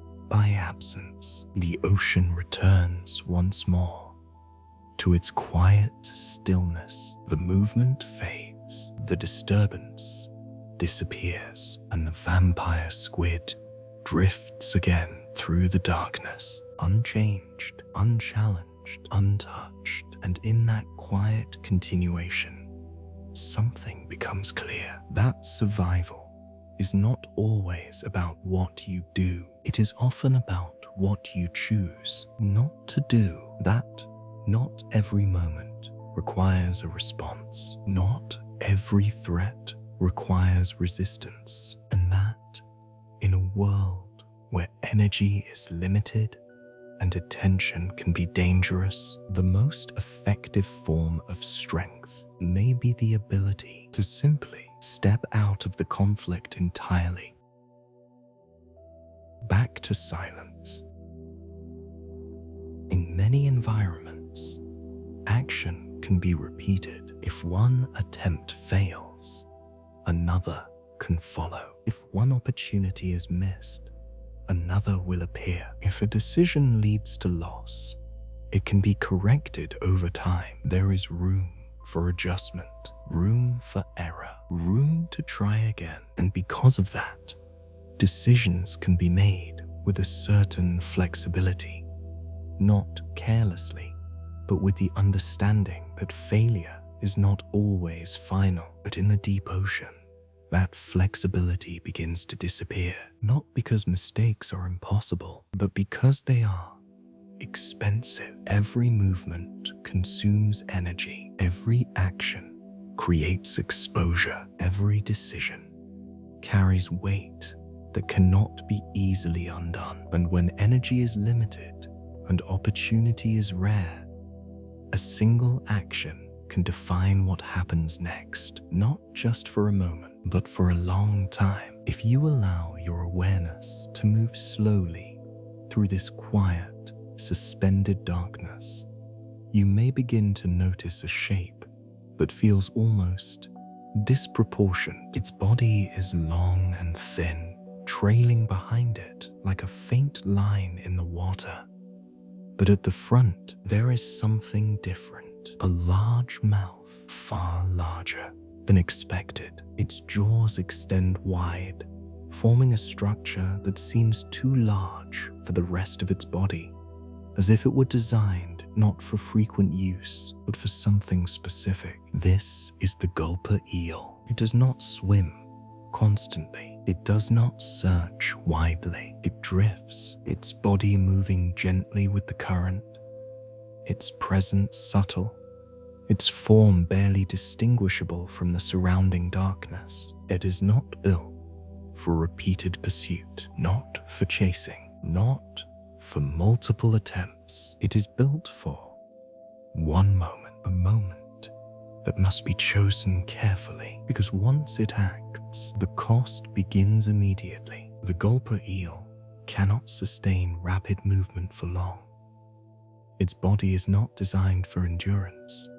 Its energy reserves are limited, and so, like many creatures here, it waits, not passively, but precisely. It allows the environment to bring opportunity within reach, and when that opportunity appears, it must decide. If you observe closely, you may begin to notice something drifting within the water nearby. A fish, not large, but significant enough to matter. It moves slowly, its body adjusting gently to the current, unaware that it has entered a space where something else is already present. The gulper eel does not react immediately, because reacting too early would waste the opportunity. Distance still matters. Alignment still matters. So it remains still, its body barely shifting, its presence nearly absent. The smaller fish continues, unaware. The distance narrows, not through pursuit, but through inevitability. And in that narrowing, the moment begins to form. The eel senses it, not as a clear signal, but as a condition, a point at which waiting no longer improves the situation, a point at which action becomes necessary. But even now, it hesitates, not out of fear, but out of calculation, because this action cannot be repeated easily. If it acts too soon, it misses. If it acts too late, the opportunity is gone. If it acts incorrectly, The cost may exceed the gain, so it waits just a little longer. The fish drifts closer. The distance becomes minimal, and then the decision is made. The gulper eel moves, not with sustained speed, but with sudden expansion. Its mouth opens far wider than expected. Its body surges forward just enough to capture what has come within range. And in that instant, everything changes. The water shifts, the stillness breaks, the moment completes itself, and then it ends. The fish is gone, consumed. The eel's body returns to stillness, but the cost has already begun. Its mouth, now extended, must close. Its body, having expended energy, must recover. Digestion begins slowly, and during this time, it cannot act again. It cannot pursue another opportunity. It cannot respond quickly to new conditions. It exists in a state of consequence. This is the cost of a single move, not just the energy spent in the action, but the limitation that follows. Because every decisive act creates a period where nothing else can be done, where the system must reset, where the creature must endure the outcome of its decision, whether successful or not. If the action was correct, it gains energy. If the action was incorrect, it loses. But in both cases, the cost is real. The gulper eel drifts again through the darkness, its body returning to its elongated stillness, its presence once again minimal, as if the moment had never happened. But something has changed. Energy has been used. Time will pass. Recovery will occur. And only then will another decision become possible. If you observe long enough, something begins to shift in how you understand action itself. That not every decision should be made quickly. That not every opportunity should be taken immediately. That sometimes the weight of a single action is greater than it appears, because action is not just what happens in the moment, it is what follows. The consequences, the limitations, the period of stillness that must come after. The gulper eel survives not because it acts often, but because it acts correctly, because it understands, in the only way it can, that each movement must justify its cost, that each decision must align with survival, that each moment of action must be worth everything that comes after it. And as the deep ocean returns once more to its quiet, unbroken stillness, that idea settles into the darkness. That action is not free. That decisions are not isolated. And that sometimes the most important question is not whether you can act, but whether you are willing to accept everything that follows. Once you do, patience as survival. In most environments, urgency feels necessary. There is always something to do, something to pursue, something to respond to. Movement creates progress. Action creates results. Speed creates advantage. And over time, this becomes a pattern. If you hesitate, you fall behind. If you slow down, you miss opportunity. If you do not act, you lose. But as you descend deeper into the ocean, that pattern begins to dissolve, not because action disappears, but because urgency becomes unnecessary. The environment does not reward speed. It does not favor constant movement. It does not provide enough opportunity to justify continuous effort. And so,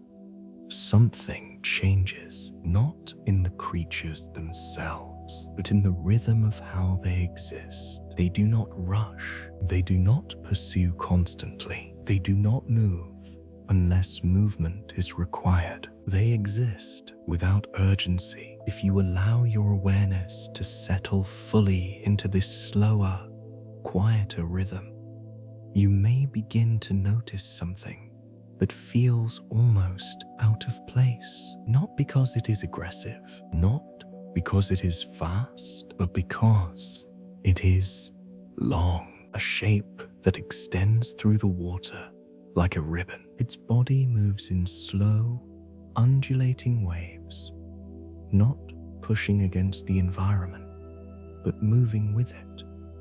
It does not cut through the water, it follows it. This is the oarfish. Its body can stretch for meters, thin and silver, reflecting what little light exists in this depth. Its movement is vertical at times, horizontal at others, but always slow. There is no urgency in its motion, no sudden acceleration, no reactive adjustment. It does not behave like something that is searching. It behaves like something that is simply present. The oarfish does not chase prey in the traditional sense. It does not engage in rapid pursuit. Instead, it feeds on what is available: small organisms, drifting forms, subtle life carried through the water. It takes what comes within reach, and if nothing comes, it waits, not impatiently, not actively anticipating, just existing within the environment as it is. If you observe it long enough, something begins to feel unfamiliar because there is no visible effort, no sign of urgency, no indication that it is trying to control what happens next. And yet it continues. It survives. It moves through the environment without disrupting it, without forcing it, without trying to accelerate it. At some point, something small drifts nearby, a cluster of plankton, not large, not significant in isolation, enough. The oarfish does not react immediately because immediate reaction is not necessary. The current carries the cluster slightly closer. The distance changes on its own, and only when it reaches a point where action becomes effortless does the oarfish respond. A slight adjustment, a gentle movement of its body, just enough to pass through the cluster and take what is available. No excess motion, no extended effort. And then, wise Seng, it continues unchanged, as if the moment required nothing more than what was given. This is existence without urgency, not inactivity, not passivity, but alignment, allowing the environment to define when action is needed. Instead of forcing action into every moment, the oarfish does not rush toward opportunity. It allows opportunity to form, and when it does, it responds. Not before, not after, just when it is there. If you observe long enough, something begins to shift in how you understand time itself. That not every moment requires action. That not every gap must be filled. That not every delay is a loss. Sometimes delay is alignment. Sometimes stillness is preparation. Sometimes waiting is not the absence of progress, but the condition that makes progress possible. The oarfish drifts once more through the water, its long body moving in slow, continuous waves. No sudden changes, no abrupt movements, just a steady presence within the current. It does not measure time in urgency. It does not divide moments into action and inaction. It simply moves when movement is required, and remains still when it is not. And in that simplicity, something becomes clear. That urgency is not always a necessity. That speed is not always an advantage. That constant action is not always effective, because in a world where energy is limited and opportunity is rare, what matters is not how often you act, but how well your action aligns with what is already happening. The deep ocean does not reward those who rush. It does not favor those who act without pause. It allows those who understand its rhythm to move within it. The oarfish disappears slowly into the darkness, its form fading, its movement dissolving into the surrounding water. And as it does, the environment remains unchanged, still, quiet, unhurried, a place where nothing pushes forward, and yet everything continues. And in that quiet continuation, something remains, a different way of existing, not driven by urgency, not defined by constant action, but shaped by something slower, something more precise, something that does not ask, "What should I do next?" but instead, "Is anything required at all?" And in that question, there is space. Space for stillness, space for clarity, space for action, only when it truly matters. A different kind of intelligence. In many environments, responsiveness is constant. Every signal is noticed. Every movement is evaluated. Every change invites a reaction. Creatures adjust continuously to light, to sound, to motion, to presence. There is a sense that to survive, one must remain alert at all times. That awareness must be active.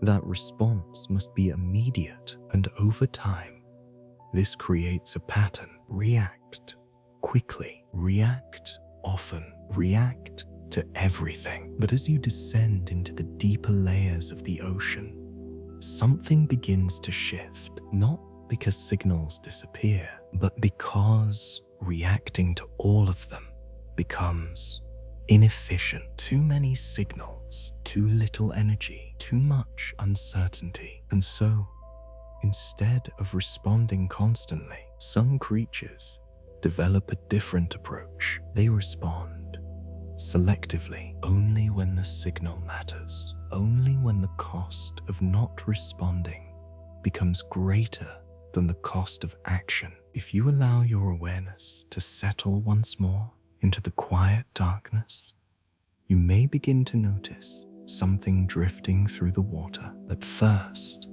it appears simple, a soft, circular form, delicate, almost symmetrical. Its body expands and contracts slowly, pulsing just enough to maintain its position in the water. This is a deep-sea jellyfish. Its movements are gentle, almost absent.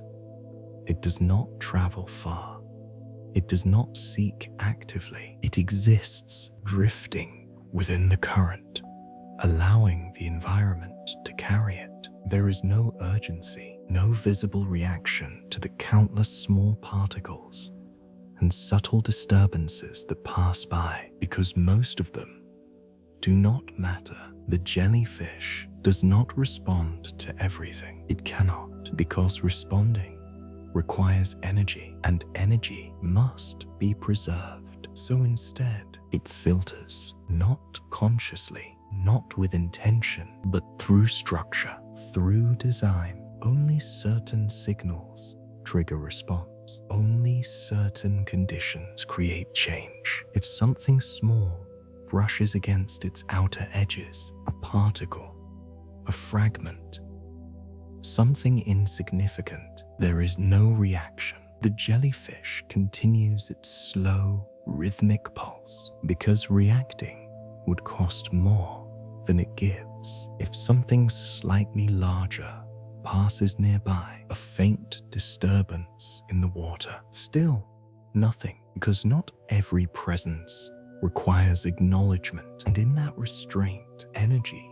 is preserved. Time passes, or perhaps it does not, because nothing changes until something different enters the space. A movement, not large, not fast, but intentional. A small predator, curious, exploring. It approaches the jellyfish, not aggressively, but close enough to matter, close enough to create a condition where inaction may no longer be safe. And in that moment, something shifts, not visibly at first, but internally. A threshold is crossed. The signal is no longer neutral. It is no longer ignorable. It requires response. But even now, the jellyfish does not react immediately, because even necessary responses must be timed. Too early, and the response may be wasted. Too late, and the opportunity to avoid danger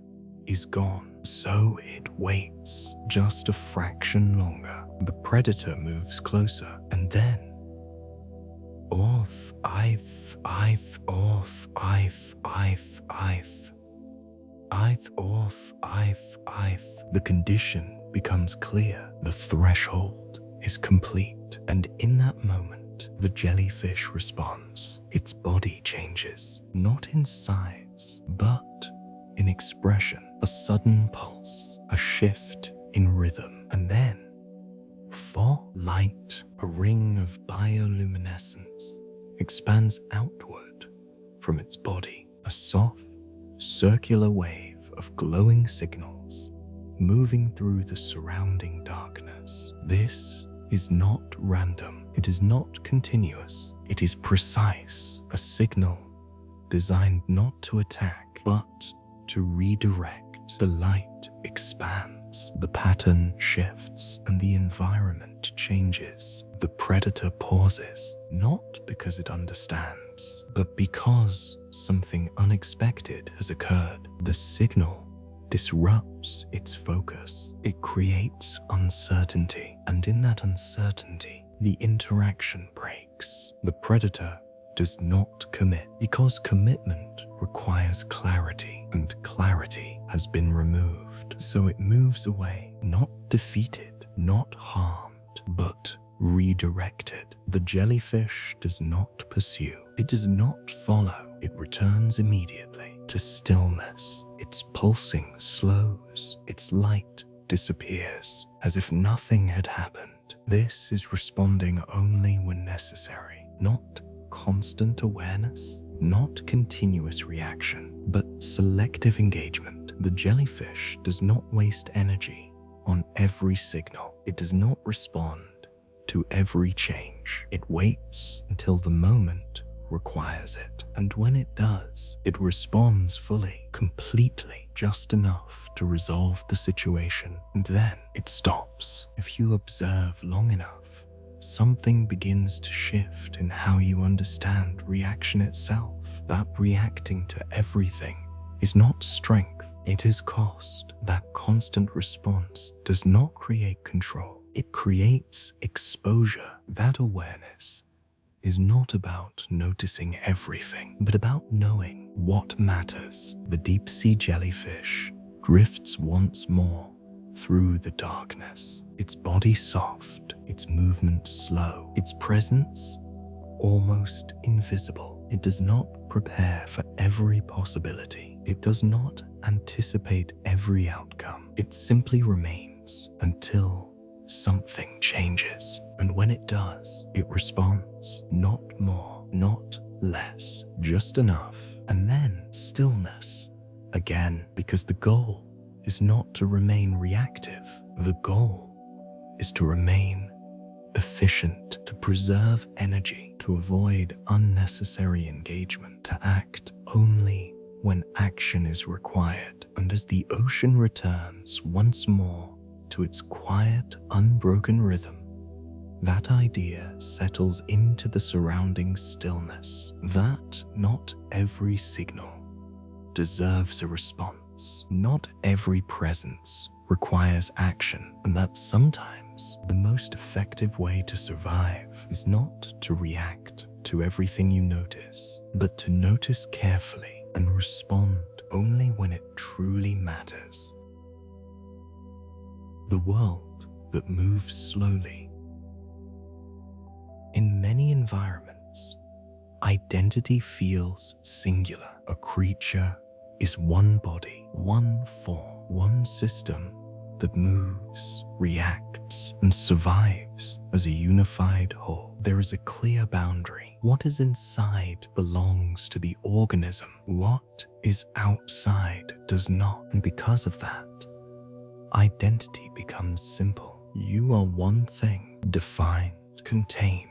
But as you descend deeper into the ocean, that clarity begins to dissolve, not because organisms lose structure, but because structure becomes distributed, divided, shared across parts that do not resemble a single, unified form. And in that division, something unusual emerges, a way of existing that is not defined by one body, but by many. If you allow your awareness to settle into the slow, suspended stillness of this environment, you may begin to notice something that does not look like a creature at all. It stretches through the water like a faint, living thread, long.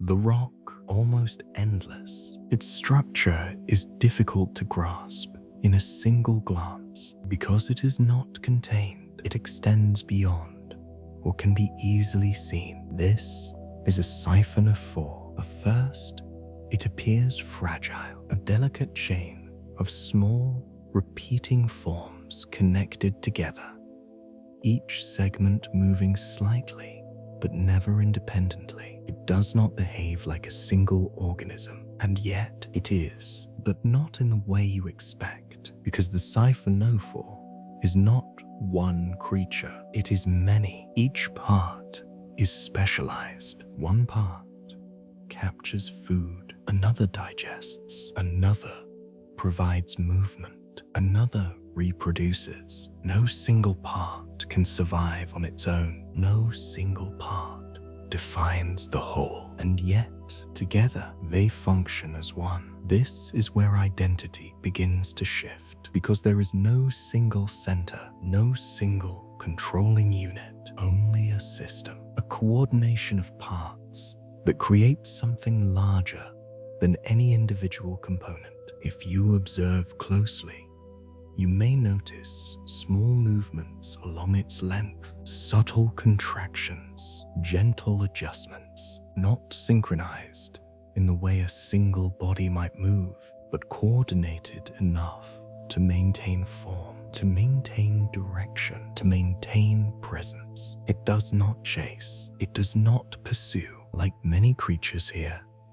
It allows the environment to bring opportunity. Its tentacles extend outward, almost invisible, drifting through the water like fine threads. And when something small touches them, the system responds, not instantly, but collectively. A small organism brushes against one section. That section reacts, but the response does not remain isolated. It moves along the chain from one part to another, a signal passing through the system, and then action. The captured organism is transferred not by a single motion, but by many small adjustments, each part doing only what it is designed to do, nothing more, nothing less. And through that sequence, the system feeds not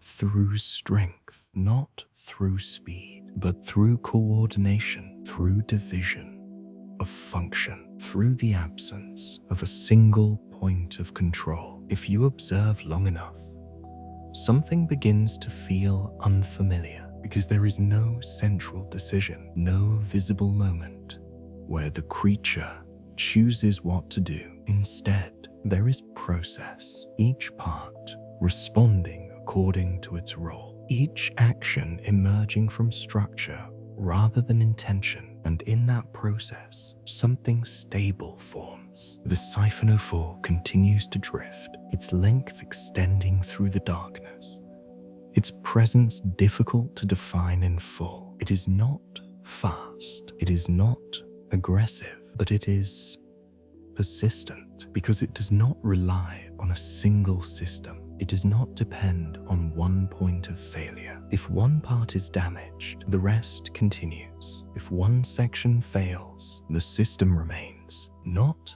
unchanged, but still functional, still capable of survival. This is where identity becomes something else, not a single form, but a collection, not a fixed structure, but a distributed one, not defined by unity, but by connection. If you consider this long enough, something begins to shift in how you understand what it means to exist. That being one thing is not the only way. That survival does not always depend on maintaining a singular, intact form. That sometimes resilience comes from division, from allowing different parts to carry different roles, from not concentrating everything in one place. The siphonophore does not act as a single body, it acts as a system, and in that system there is flexibility, there is redundancy, there is continuity. It does not need to move quickly, it does not need to respond aggressively, because its structure allows it to endure, to adapt, to continue, even when conditions change. The deep ocean does not favor rigid identity. It does not reward singular dependence. It allows systems to persist. The siphonophore fades slowly into the surrounding darkness, its long form dissolving into the water, its structure becoming less visible as distance increases. But it does not disappear completely, because it is not defined by a single point. It exists across space, across paths, across connections that cannot be easily seen. And as it moves further away, something remains, a different way of understanding identity, not as something contained, but as something distributed, not as a single thing, but as a system of many. And in that understanding, something becomes clear. That survival is not always about holding everything together in one place. Sometimes it is about allowing yourself to exist across many parts, to function through connection, to continue even when no single piece defines who you are. And in that quiet, extended presence, there is a kind of strength that does not rely on unity, but on continuity. Closing.